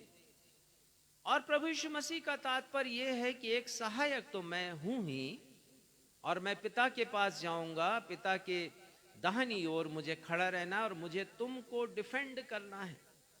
प्रभु यीशु मसीह अभी परमेश्वर पिता के पास हैं, हमारी एडवोकेसी करते हैं, वकालत करते हैं, हमारे लिए लड़ते हैं जब शैतान हम पर दोष लगाता है। प्रभु यीशु मसीह हमारे लिए हमारी मदद करते हैं, सहायता। लेकिन उन्होंने कहा कि एक और सहायक दूंगा। और उन्होंने कहा कि 18वां पद पढ़िए इसी का। मैं तुम्हें अनाथ नहीं उन्होंने छोड़ूंगा। कहा कि मैं अनाथ नहीं छोड़ूंगा, तुम्हें एक सहायक दूंगा जो हर वक्त तुम्हारे साथ साथ रहेगा। आज का पाठ पढ़ा गया, इसी के आगे निकालिए यूहन्ना 16 उसका 7वां पद। और प्रभु यीशु मसीह यहाँ पर पुनः शिष्यों से वार्तालाप करते हैं और कहते हैं, तो भी मैं तुमसे सच कहता हूँ कि मेरा जाना तुम्हारे लिए अच्छा है, क्योंकि यदि मैं ना जाऊं तो वह सहायक तुम्हारे पास ना आएगा। प्रभु यीशु मसीह कहते हैं कि मेरा जाना तुम्हारे लिए लाभदायक है, क्योंकि जब जाऊंगा तभी वो सहायक पवित्र आत्मा तुम्हारे पास आएगा। पद 8 पढ़िएगा इसी के आगे। वह आकर संसार को पाप और धार्मिकता और न्याय के विषय में निरुत्तर करेगा। हाँ, वो उन्होंने कहा क्या करते हैं पवित्र आत्मा? जब आते हैं मेरे और आपकी जिंदगी में, तब वो क्या करते हैं? प्रभु यीशु मसीह ने कहा कि पाप के विषय में निरुत्तर करेगा। पवित्र आत्मा हमें बतलाते हैं, हमें कायल करते हैं। पवित्र आत्मा, आप स्मरण कीजिए, जिस दिन आपने अपना जीवन दिया प्रभु यीशु मसीह को, उस दिन किसी और ने नहीं कहा आपसे, पवित्र आत्मा आया आपके हृदय में, आपको कायल किया और पवित्र आत्मा ने कहा कि तुम पापी हो, तुमने पाप किया है और इसलिए परमेश्वर की महिमा से रहित हो। आज हमने भजन संहिता 51 पढ़ा और वहां पर राजा दाऊद कहते हैं पद 4 में, मैंने केवल तेरे ही विरुद्ध पाप किया। और तीसरे पद में वो कहते हैं, मैं तो अपने अपराधों को जानता हूं। कैसे कहते हैं? पवित्र आत्मा के द्वारा। क्योंकि वो आगे कहते हैं 10वें पद में, मेरे अंदर शुद्ध मन उत्पन्न कर। कैसे होगा ये मन शुद्ध? और वो कहते हैं स्थिर आत्मा नए सिरे से उत्पन्न कर। उन्होंने पाप किया था, जघन्य पाप दाऊद ने, लेकिन वो पवित्र आत्मा के द्वारा कायल किए गए। और वो कह रहे हैं कि एक शुद्ध मन उत्पन्न हो जिससे मैं आपसे बातचीत करूं, आपके पास मैं आ सकूं। और वो कहते हैं 11वें पद में, मुझे अपने सामने से निकाल ना दे, अपने पवित्र आत्मा को मुझसे अलग ना कर। ये विनती है राजा दाऊद की। और आप स्मरण करें कि पवित्र आत्मा ने हमारे हृदय को भी ऐसे ही कायल किया कि उन्होंने बताया कि हम गलत हैं, हमने पाप किया है, हम अपराधी हैं, और परमेश्वर के वचन के अनुसार हम परमेश्वर की महिमा से रहित हैं, परमेश्वर के सन्मुख आने के योग्य हम नहीं हैं। तो पहली बात, पवित्र आत्मा पाप के विषय में कायल करते हैं, और दूसरी बात धार्मिकता के विषय में। और धार्मिकता के विषय में इसलिए कि मैं और आप पापी हैं, हर मनुष्य पापी हैं, और वो उसे परमेश्वर के पास यदि पहुंचना है तो परमेश्वर की रीति से ही परमेश्वर के पास पहुंच सकता है, और ये परमेश्वर की धार्मिकता है। प्रभु यीशु मसीह ने कहा कि मैं परमेश्वर के पास जाता हूं। तो यदि आप और मैं जाना चाहते हैं परमेश्वर के पास, तो परमेश्वर की धार्मिकता का पालन करना पड़ेगा। और वो धार्मिकता प्रभु यीशु मसीह में पूरी होती कि क्रूस पर बहाए गए उनके लहू के द्वारा मुझे और आपको छुटकारा मिलता है, और हम परमेश्वर के पास पहुंचते हैं। और तीसरी बात जो पवित्र आत्मा करते हैं, इस संसार को मुझे और आपको पाप न्याय के विषय में निरुत्तर करते हैं। न्याय के विषय में इसलिए निरुत्तर करते हैं क्योंकि वो बतलाते हैं कि मेरा और आपका न्याय होना है, मुझे और आपको परमेश्वर के सिंहासन के सामने खड़ा होना है एक दिन, और कोई इससे बचेगा नहीं, क्योंकि परमेश्वर के वचन में लिखा है कि मनुष्य का एक बार मरना और न्याय का होना नियुक्त है। तो ये गिल्टी कॉन्शियसनेस आता है, अपराध बोध पवित्र आत्मा के आने के पश्चात। जब पवित्र आत्मा की आवाज को हम सुनते हैं, राजा दाऊद ने सुना, जब हम सुनते हैं तो हम अपने आप को गिल्टी महसूस करते हैं। वो कन्विक्ट करता है, अपराधी हमें घोषित करता है कि हम परमेश्वर के पास जाने के योग्य नहीं। इतना बड़ा कार्य पवित्र आत्मा करते हैं, तो आज का दिन तो धन्यवाद देने का दिन है। और यही हुआ आज के दिन, जब संत पतरस ने संदेश दिया, निकाले प्रेरितों के काम 2 अध्याय, तो लिखा है पद 37 में, पढ़िएगा, प्रेरितों के काम 2 अध्याय 37वां पद। तब सुनने वालों के हृदय छिद गए, और एक दिन आपका हृदय छिद गया, मेरा भी हृदय छिद गया, क्योंकि पवित्र आत्मा ने कायल किया। सुनने वालों के हृदय छिद गए, और वे पतरस और शेष प्रेरितों से पूछने लगे कि हे भाइयों, हम क्या करें, हम क्या करें। और यदि पवित्र आत्मा की आवाज को आपने नहीं सुना है तो सुनने की आवश्यकता है, और पूछें कि मैं क्या करूं। और जब लोगों ने कहा, तो 38 पद को पढ़िएगा। पतरस ने उनसे कहा, मन फिराओ, टर्न टू गॉड, परमेश्वर की तरफ आ जाओ, संसार को पीठ दिखाओ। अभी तक तुमने परमेश्वर को पीठ दिखाई, अब तुम संसार को पीठ दिखाओ, परमेश्वर के पास आ जाओ, मन फिराओ, अपने पापों को मानो, और क्षमा के लिए यीशु के पास आओ और बपतिस्मा लो। ये बड़ा कार्य पवित्र आत्मा करता है। पेंटिकोस्ट के दिन 3 महत्वपूर्ण बातें घटित हुई। हम देखेंगे इसको, क्योंकि आज पेंटिकोस्ट का दिन है। 3 बड़ी महत्वपूर्ण बातें घटित हुई थी। हम देखेंगे प्रेरितों के काम 2 अध्याय, उसके 2 और 3 पद को पढ़िएगा। एकाएक आकाश से बड़ी आंधी की सी सनसनाहट का शब्द हुआ, और उससे सारा घर जहां वे बैठे थे गूंज गया, और उन्हें आग की सी जीभें फटती हुई दिखाई दी, और उनमें से हर एक पर आ ठहरी। बस इन 2 पदों में 3 महत्वपूर्ण बातें हैं, और जब हम इन बातों को समझेंगे तो पवित्र आत्मा के विषय में हम बहुत अच्छी तरह समझ सकेंगे। फिर से पढ़िएगा 2 पद, उसका पहला हिस्सा। पवित्र आत्मा आया, जब आगमन हुआ तब पहली क्या घटना घटी, पढ़िएगा। एकाएक आकाश से बड़ी आंधी की सी सनसनाहट का शब्द आंधी की सी सनसनाहट, और आंधी आती है हवा के कारण, तो बड़ी तेज हवा चली है वहां पर। और बाइबल में हवा पवित्र आत्मा का सूचक है। बड़ी तेज गति से जैसे आंधी चलती वैसे हवा आई है, सामर्थ्य के साथ। जैसे हवा बहती है तो आंधी बन जाती, वैसे ही सामर्थ्य के साथ पवित्र आत्मा वहां पर आया है। और आज एक स्थल पढ़ा गया यहेजकेल उसका 37वां अध्याय, और हम जब इसके ऊपर मनन करेंगे तो जानेंगे कि कैसे वो हवा पवित्र आत्मा का प्रतीक है।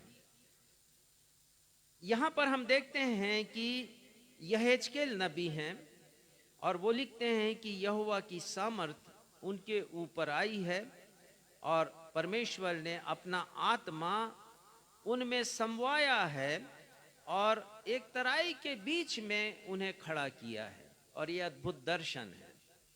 मैं जब पढ़ता हूं तो सिहर जाता हूं। आप भी पढ़िएगा विस्तार से, समय नहीं है कि हम इसके ऊपर पूरा अध्ययन करें, सार में इसका बतलाऊंगा। आप पढ़िएगा पहले पद से लेके 10वें पद तक। पर सार ये है कि जब वो दर्शन देख रहे हैं, तराई में हैं, तो उन्होंने देखा ढेर सारी हड्डियां वहां पर रखी हुई हैं, भरी पड़ी है हड्डियों से वो तराई। और परमेश्वर उससे कह रहे हैं, 4था पद पढ़िएगा। तब उसने मुझसे कहा, इन हड्डियों से भविष्यवाणी करके कह, हे सूखी हड्डियों, यहोवा का वचन सुनो। आगे 5वां। परमेश्वर यहोवा तुम हड्डियों से यो कहता है, देखो मैं आप तुम्हें सांस समाऊंगा और हाँ, तुम। ये परमेश्वर ने उससे कहा कि हड्डियों से भविष्यवाणी कर। और यहेजकेल ने परमेश्वर की आज्ञा के अनुसार हड्डियों से भविष्यवाणी की। 7वां पद पढ़िएगा।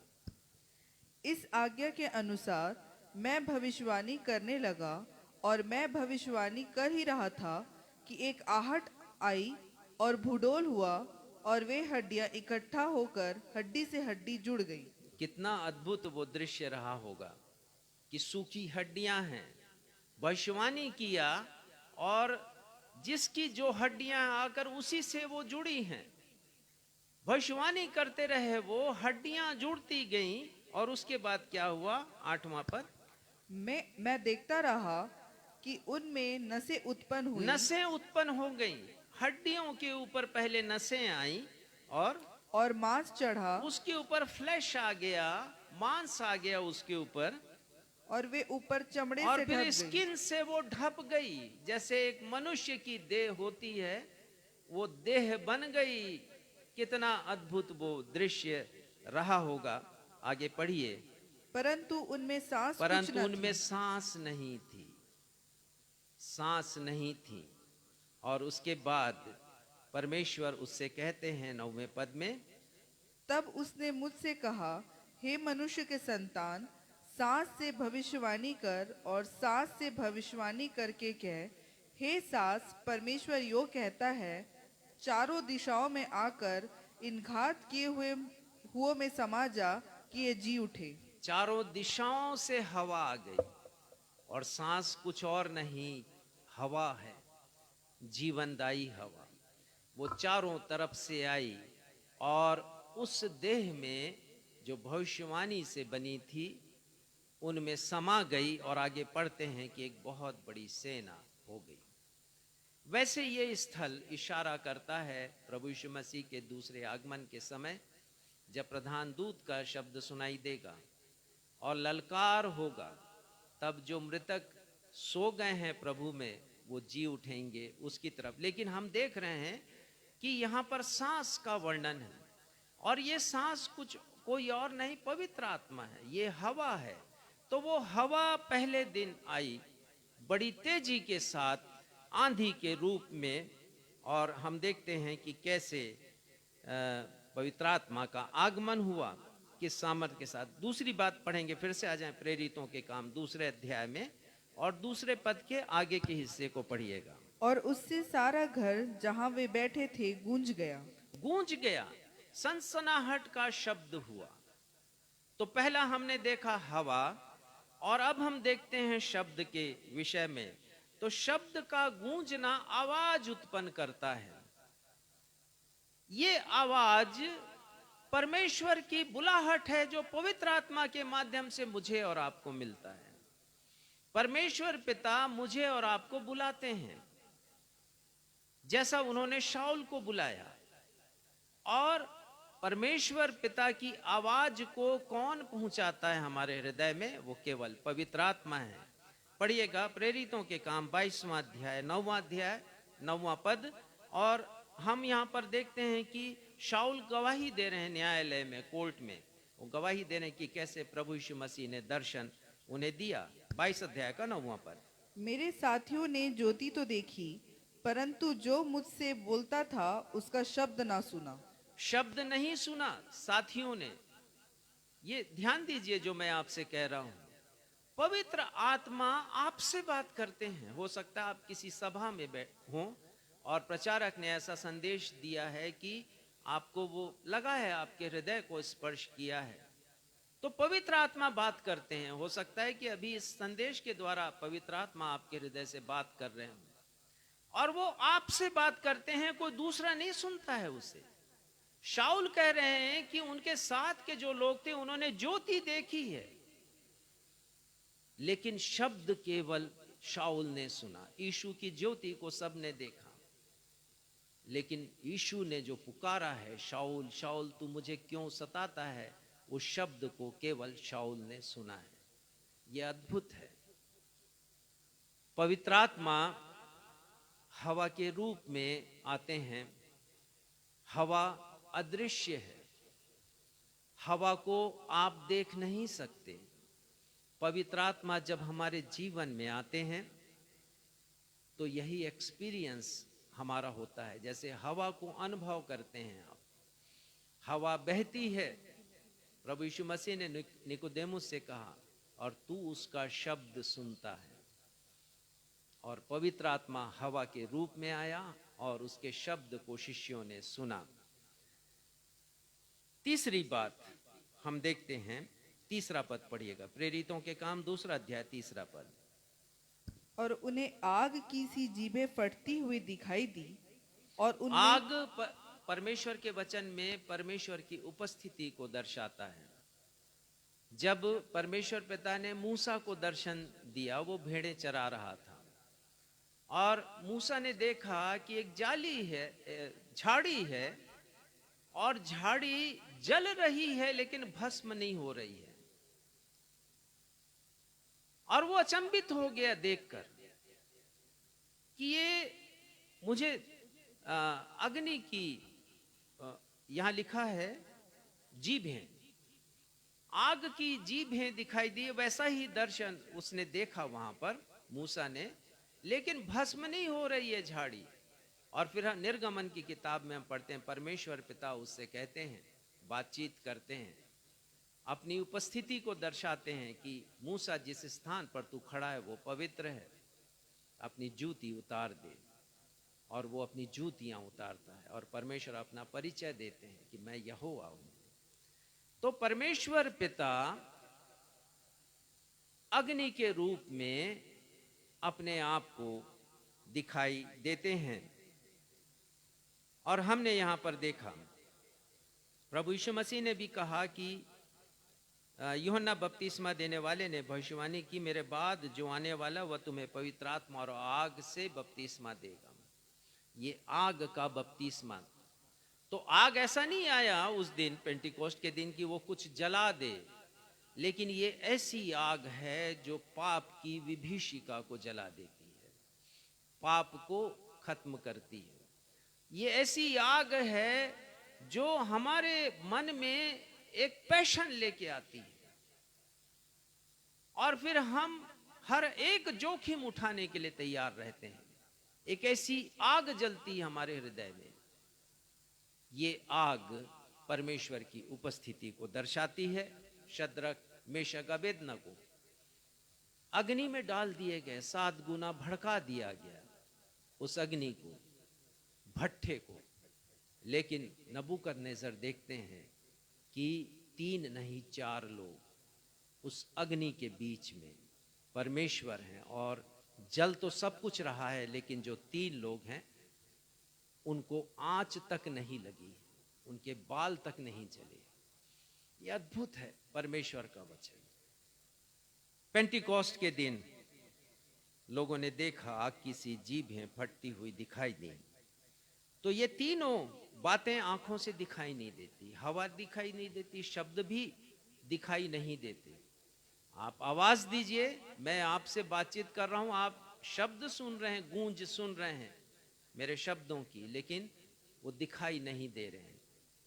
और उसी प्रकार अग्नि, उसकी जो तपन है, उसकी जो आंच है, वो आपको दिखाई नहीं देती, पर आप गर्माहट महसूस करते हैं। पवित्र आत्मा ठीक ऐसे ही है। हम पवित्र आत्मा को ऐसे ही अपनी जिंदगी में महसूस करते हैं। पवित्र आत्मा का प्रमुख कार्य है हृदय परिवर्तन। वो हृदय परिवर्तन करते हैं और पवित्र आत्मा के प्रभाव से ही मैं और आप अपने मनों को फिराते हैं। पापमय संसार में पवित्र आत्मा हमें पाप से बचा कर रखते हैं। जैसे मैं हमेशा उदाहरण देता हूं कि हम एक स्वस्थ मनुष्य का जो बॉडी टेम्परेचर होता है, उसके शरीर का तापक्रम होता है, वो 98.6 डिग्री फ़ारेनहाइट होता है। चाहे कितनी भी ठंड पड़े तब भी 98.6 डिग्री होगा, चाहे कितनी भी गर्मी पड़े 98.6 डिग्री ही होगा।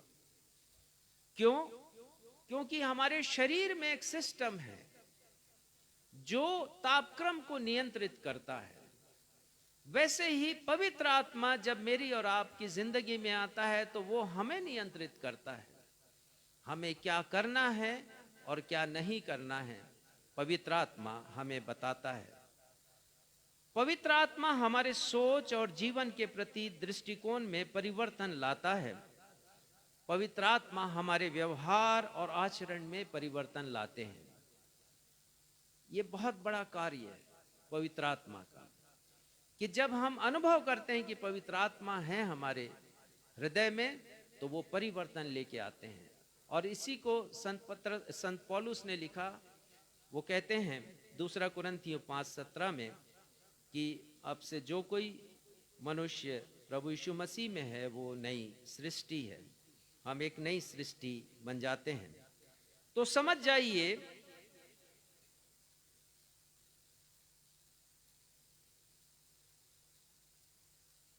कि पवित्र आत्मा हमारे व्यवहार और आचरण में तब्दीली लेकर आते हैं। चाहे हम कितना भी हालेलुया कहें, हाथ उठा उठाकर प्रेज द लॉर्ड कहें, चाहे हम कितनी भी अच्छी वर्शिप क्यों ना कर लें, चाहे हम कितनी भी अन्य भाषा बोल लें, चाहे हम कितना भी बाइबल का ज्ञान क्यों ना रख लें, बाइबल क्विज में हमेशा फर्स्ट सेकंड थर्ड हम चाहे कितनी भी बार क्यों ना आ जाएं, चाहे कितना भी दान दे दें, चाहे हर संडे हम चर्च चले जाएं, चर्च की बड़े बड़े पद पर आसीन हो जाएं, परंतु यदि हमारे व्यवहार और आचरण में तब्दीली नहीं, यदि हमारे हृदय में पवित्र आत्मा नहीं, तो ना मसीह है और ना उनका पवित्र आत्मा हमारे जीवन में है। क्योंकि संत पौलुस लिखते हैं रोमियो 8:9, पढ़िएगा, रोमियो 8:9। परंतु जबकि परमेश्वर का आत्मा तुम में बसता है, तो तुम शारीरिक दशा में नहीं परंतु आत्मिक दशा में हो। ना, वो कहते हैं कि यदि आत्मा है तो तुम सांसारिकता में नहीं हो। एक और हम परमेश्वर की स्तुति करें, अन्य भाषा बोलें और फिर जाके हम अपना दूसरा रंग दिखाएं चर्च के बाहर, तो परमेश्वर का आत्मा हम में नहीं है। आगे क्या लिखते हैं वो, यदि किसी में मसीह का आत्मा नहीं तो वह उसका जन नहीं। हाँ, वो उसका जन नहीं है। हम प्रभु यीशु मसीह के कभी नहीं बन सकते हैं। यदि प्रभु यीशु मसीह का आत्मा जो चर्च के भीतर है, चर्च के बाहर यदि वो काम नहीं कर रहे हैं हम, तो हम प्रभु यीशु मसीह के जन नहीं हैं, चाहे हम कितना भी अपने आप को क्रिश्चियन कह लें। दूसरी बात, प्रभु यीशु मसीह ने पेंटिकोस्ट अर्थात आज ही के दिन दूसरी प्रतिज्ञा को पूरा किया। पढ़िएगा मत्ती 16 उसका 18वां पद, मत्ती 16 उसका 18वां पद।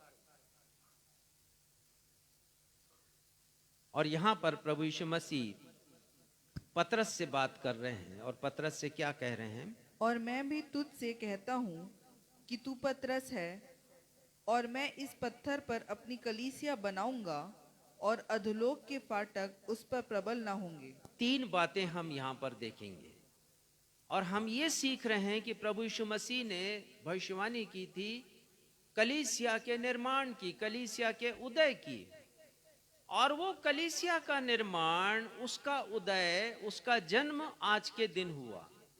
तो प्रभु यीशु मसीह ने जो प्रतिज्ञा की थी उसमें हम 3 बातें देखते हैं। पहली बात, प्रभु यीशु मसीह कहते हैं मैं भी कहता हूं कि तू पतरस है। तो जिससे कह रहे हैं यीशु मसीह, उसका नाम पतरस नहीं था, उसका नाम तो शमौन था। और प्रभु यीशु मसीह ने उसे बुलाया। आप पढ़िएगा यूहन्ना 1:42 पद, यूहन्ना 1:42। प्रभु यीशु मसीह शमौन को बुलाते हैं और उसे एक नया नाम देते हैं। पढ़िएगा। वह उसे यीशु के पास लाया। यीशु ने उस पर दृष्टि करके कहा, तू यूहन्ना का पुत्र शमौन है, तू कैफा अर्थात पतरस कहलाएगा। तू कैफा कहलाएगा। तू शमौन तो है, लेकिन तू कैफा कहलाएगा। कैफा का अर्थ पतरस और पतरस का अर्थ छोटा पत्थर। तू छोटा पत्थर है, प्रभु यीशु मसीह कह रहे हैं मत्ती 16:18 में। तू एक छोटा पत्थर है, तू कैफा है। और कैफा शब्द अरामाइक भाषा का शब्द है जो प्रभु यीशु मसीह की मातृभाषा। और पतरस, पीटर, जिसे अंग्रेजी में कहते हैं, वो ग्रीक भाषा का शब्द है। कलीसिया का प्रारंभ बहुत छोटे रूप में हुआ। आज के दिन पतरस का संदेश, उसके पहले पवित्र आत्मा का सामर्थ्य आना, अन्य भाषा में वो बातचीत कर रहे हैं। वहां पर जो लोग खड़े हैं वो सोच रहे हैं मेरी ही भाषा है। उस समय यरूशलेम में इस पर्व को मनाने के लिए, कटनी के पर्व को मनाने के लिए पूरे विश्व से बहुत से यहूदी आए थे। हजारों की संख्या में थे वो वहां पर। और पतरस ने संदेश दिया। शुरुआत हुई कलीसिया की बहुत छोटे रूप में। और आज हम देखते हैं कि बहुसंख्यक मसीही लोग हैं विश्व में, छोटे रूप में, लेकिन उसकी विशालता हम देखते हैं। तो प्रभु यीशु मसीह ने नाम लेकर पुकारा है पतरस को, और वैसे ही मुझे और आपको भी पुकारते हैं पवित्र आत्मा के माध्यम से। पुकारते हैं कि हम उनकी सेवा करें। पढ़िएगा यूहन्ना 15 और उसका 16वां पद।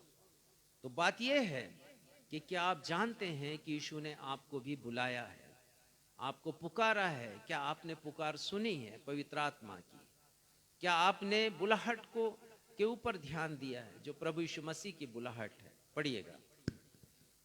तुमने मुझे नहीं चुना, परंतु मैंने तुम्हें चुना है और तुम्हें नियुक्त किया। प्रभु यीशु मसीह कहते हैं तुमने मुझे नहीं चुना, मैंने सहायक भेजा पवित्र आत्मा, और उसने तुम्हारे हृदय को कायल किया। ठीक ऐसे ही जैसे उड़ाव पुत्र के हृदय को पवित्र आत्मा ने कायल किया और वो फिर अपने पिता के पास लौटा। तुमने मुझे नहीं चुना, मैंने तुम्हें चुना है और तुम्हें ठहराया भी है, नियुक्त किया है, अपॉइंट किया है अपने राज्य का नागरिक बनने के लिए, अपना शिष्य बनने के लिए। क्या आपने आवाज सुनी है? पवित्र आत्मा की आवाज, यीशु मसीह के पीछे पीछे चलने की आवाज। दूसरी बात, प्रभु यीशु मसीह कहते हैं, पढ़िएगा लूका मत्ती 16 उसका 18वां पद। वो कहते हैं मैं अपनी कलीसिया बनाऊंगा, तू पतरस है, मैं तुझ पर अपनी कलीसिया बनाऊंगा। अंग्रेजी में आया I will build my church. अब ध्यान दीजिए, यहां पर प्रभु यीशु मसीह कहते हैं कि अपनी कलीसिया बनाऊंगा। हमारी कलीसिया किसकी कलीसिया है? अब तो हमने नाम दे दिया अपनी कलीसियाओं को, और कलीसिया को यीशु मसीह की कलीसिया के रूप में नहीं, परंतु उस नाम से जान रहे हैं जो उसे दिया गया है। और बहुत जगह तो कलीसियाओं के नाम व्यक्तियों के नाम पर हैं। लोग कलीसिया को यीशु मसीह की कलीसिया के नाम पर नहीं, व्यक्ति के नाम पर जान रहे हैं। प्रभु यीशु मसीह कहते हैं अपनी कलीसिया, माई चर्च, अपनी कलीसिया बनाऊंगा। तो कलीसिया किसे कहते हैं? कलीसिया शब्द ग्रीक भाषा के शब्द एक्लेसिया से बनी, जिसका मतलब होता है बुलाए हुए लोग, चुने हुए लोग, प्रभु यीशु मसीह के द्वारा। परंतु आजकल तो हम देखते हैं कि कलीसिया आए हुए लोगों की हो गई। कुछ लोगों का निहित स्वार्थ होता है कलीसिया में आने का, जिसे मैं अक्सर कहता हूं हैचिंग, मैचिंग, डिस्पैचिंग। इसके लिए, इस पर्पस के लिए लोग आते हैं। बच्चों का अर्पण कहाँ होगा? हैचिंग। उनका बपतिस्मा कहाँ होगा? मैचिंग। विवाह कहाँ होगा? डिस्पैचिंग। मृत्यु के बाद जो अंतिम यात्रा है, दुआ प्रार्थना, वो कौन करेगा? इसलिए कलीसिया में रहना है। आए हुए लोग कलीसिया में, बुलाए हुए नहीं। परंतु परमेश्वर का वचन कहता है कि बुलाए हुए लोगों की कलीसिया प्रभु यीशु की कलीसिया होती है। कलीसिया उद्धार प्राप्त किए हुए लोगों का झुंड है, केवल पैसा पटाने वाले लोगों का झुंड नहीं, जो मासिक भेंटें अपनी देते हैं। यह एक ऐसे तीर्थयात्री लोगों का समूह है जिनका स्वदेश स्वर्ग पर है। ये कलीसिया को कभी छोटा मत बनाइए। कलीसिया के नाम पर लड़िए और झगड़िए भी नहीं। तीर्थयात्रियों का समूह जिनका स्वदेश स्वर्ग पर है, और यह एक ऐसा समूह है जो प्रभु यीशु मसीह के द्वितीय आगमन की बाट जो रहा है। कलीसिया को समझौतावादी नहीं होना चाहिए, संसार की विचारधारा से पृथक होना चाहिए, संसार से समझौता नहीं करना चाहिए। किसी ने कहा है कि प्रभु यीशु मसीह ने कलीसिया को संसार में भेजा, लेकिन हम देखते हैं कि संसार घुस आया है कलीसिया के भीतर और बड़ी तेजी से उसने प्रभावित किया है। और इसीलिए आजकल की जो कलीसिया है, प्रकाशित वाक्य में 7वीं कलीसिया का रूप है, लौदीकिया की कलीसिया। धन धान्य से तो परिपूर्ण है, ज्ञान है, सब कुछ है, आधुनिक टेक्नोलॉजी है, सुख सुविधाओं से परिपूर्ण है, लेकिन प्रभु यीशु मसीह कहते हैं कि तू ना ठंडा है ना गर्म, और इसलिए मैं तुझे उगलने पर हूं। और कलीसिया यदि बने तो फिलाडेल्फिया की कलीसिया बने, जिसमें एक भी अवगुण नहीं। कलीसिया प्रार्थना का घर है, डाकुओं की खोह नहीं। पवित्र आत्मा जब उतरा तो लिखा है एक मन और एक चित्त होकर के 120 लोग प्रार्थना कर रहे थे। प्रेरितों के काम 1 अध्याय उसका 14वां पद पढ़िएगा। ये सब कई स्त्रियों और यीशु की माता मरियम और उसके भाइयों के साथ एक चित्त होकर प्रार्थना में लगे रहे। एक चित्त होकर प्रार्थना में लगे हैं। कोई ग्रुपिज्म नहीं है वहां पर कि ये कलीसिया में उसका ग्रुप है, ये कलीसिया में उसका ग्रुप है, ये उसका प्रतिनिधि, मैं इसकी तरफ हूं, मैं उसकी तरफ हूं। और इसीलिए पवित्र आत्मा के प्रभाव को कलीसिया में हम नहीं देखते हैं, ना पवित्र आत्मा के कार्यों को देखते हैं। कलीसिया के पास बहुत सी योजनाएं हैं, बहुत से कार्यक्रम होते हैं, लेकिन वो पवित्र आत्मा विहीन है, क्योंकि एक मन एक चित्त नहीं है। पवित्र आत्मा इसलिए आया क्योंकि लिखा है एक चित्त होकर प्रार्थना कर रहे थे, और 15वें पद में लिखा 120 लोग थे वो। प्रभु यीशु मसीह की माँ भी थी, प्रभु यीशु मसीह के भाई भी थे वहां पर, और उसके साथ बहुत से अन्य लोग। कलीसिया परमेश्वर से मानव के बिगड़े संबंधों को सुधारने की जगह है। तो बहुत सी बातें हैं कलीसिया के विषय में हम देख सकते हैं। प्रभु यीशु मसीह ने कहा, मैं अपनी कलीसिया बनाऊंगा, I will build my church. अंतिम बात हम देखेंगे, संदेश को समाप्त करेंगे। प्रभु यीशु मसीह कहते हैं पतरस से, अधोलोक के फाटक उस पर प्रबल नहीं होंगे, और ये बहुत सच है। कलीसियां जला दी गईं, आज भी जला दी जा रही हैं। लोग देख नहीं सकते हैं परमेश्वर के प्रति आराधना को, पवित्र आत्मा के कार्यों को, जला रहे हैं कलीसियाओं को। बाइबिल फाड़ी जा रही है, पास्टर को, लोगों को पीटा जा रहा है। यहां तक मैंने पढ़ा, सुना, देखा कि कलीसिया में आई महिलाओं को भी नहीं बख्शा जाता। एक बार कोई कह रहा था कि गर्भवती महिला को भी मारा गया। अत्याचार हुआ है कलीसिया पर। यह मैं आज की बात नहीं कह रहा, पिछले 1985 वर्षों से यह क्रम चला आ रहा है। पर प्रभु यीशु मसीह ने कहा, अधोलोक के फाटक प्रबल नहीं होंगे कलीसिया पर। और कुछ कलीसियाएं इसीलिए जीवित हैं क्योंकि अधोलोक की विचारधारा, अधोलोक के काम, अधोलोक के फाटक प्रबल नहीं है, क्योंकि परमेश्वर की सामर्थ जो पवित्र आत्मा के द्वारा है उससे ज्यादा प्रबल है। और कलीसिया जीवित है, कलीसिया जीवित है। लोगों ने सताया, लोगों ने, जिन्होंने सताया उन्होंने सताया, लेकिन मसीही लोगों ने सह लिया।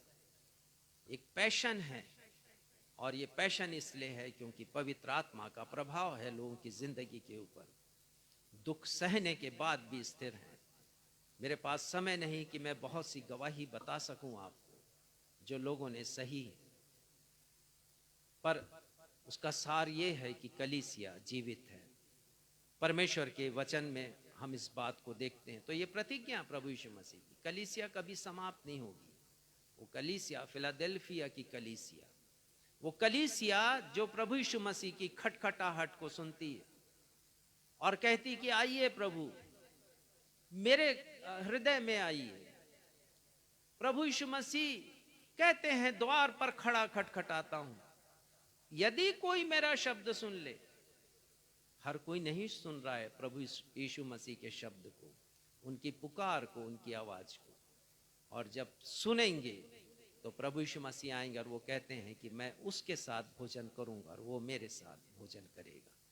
इन वचनों के द्वारा परमेश्वर पिता आप सभी को आशीषें दे। मैं यही कहूंगा कि यदि आप पवित्र आत्मा की आवाज को सुनते हैं तो उसकी अवहेलना नहीं करें, उसको रिजेक्ट बिल्कुल नहीं करें, और कहें कि स्वर्ग की ओस तू मुझ पर बरसा दे। हे पवित्र आत्मा, मुझ पर नियंत्रण कर, मुझ पर कब्जा कर। स्वर्ग की ओस परमेश्वर पिता पवित्र आत्मा के रूप में मेरे और आपकी जिंदगी पर बरसा दे। आइए इस गाने को हम गाएं और प्रार्थना के रूप में गाएं। अपने जीवन को हम परमेश्वर पिता के हाथों में समर्पित करें।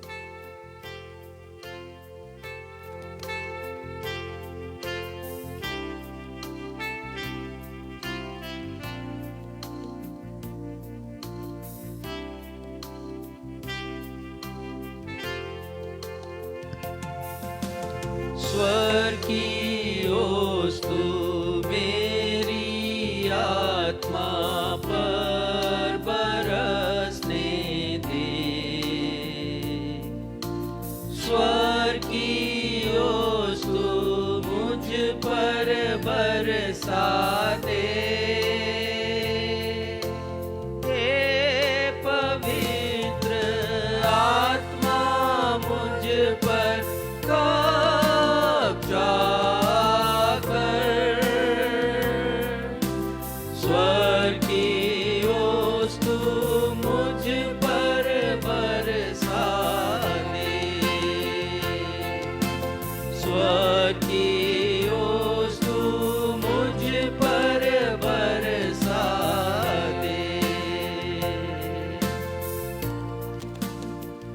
हे हमारे पिता, आज हम सब यही विनती आपसे करते हैं कि हमें पवित्र आत्मा की उसी सामर्थ्य से परिपूर्ण कर दीजिए जो सामर्थ्य आपने आज से 1985 वर्ष पहले पतरस और उनके हर एक साथियों को, जो एक मन एक चित्त होकर प्रार्थना कर रहे थे, आपने भर दिया था पवित्र आत्मा की भरपूरी। होने दीजिए पिता कि हम सीखें किस प्रकार से पतरस ने और प्रभु यीशु मसीह के अन्य शिष्यों ने जोखिम को उठाया सुसमाचार के लिए। वो कहते हैं हमसे हो नहीं सकता कि जो बातें हमने देखी हैं और सुनी हैं उसका प्रचार ना करें। वो कहते हैं कि परमेश्वर की बात मानना हमारे लिए जरूरी है बनिस्बत हम मनुष्यों की आज्ञा का पालन करें। सहेलिया स्तिफनुस ने पत्थरवाह को लोगों ने पत्थर मार मार कर उसे मार डाला।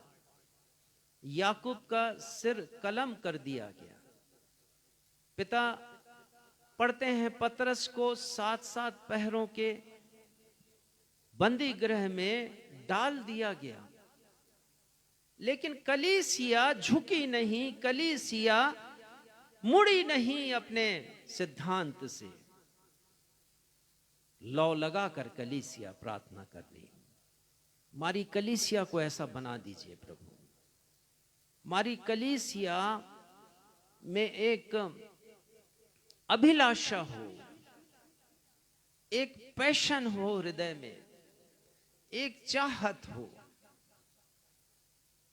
पवित्र आत्मा इसके माध्यम से काम करे, हमारे लोगों के माध्यम से, हमारे पास्टर्स के माध्यम से, हमारे जीवनों से। होने दीजिए पिता, पवित्र आत्मा न सिर्फ हमारी जिंदगी को बदले, परंतु जितने हमारे प्रभाव में आते हैं उनकी जिंदगी को भी बदले, प्रभु यीशु मसीह के पास आ सके। आज के संदेश के लिए, पवित्र आत्मा की उपस्थिति के लिए, उनके मार्गदर्शन के लिए हम आपको हृदय से धन्यवाद देते हैं। जितने लोग आज प्रभु यीशु के पास आए हैं,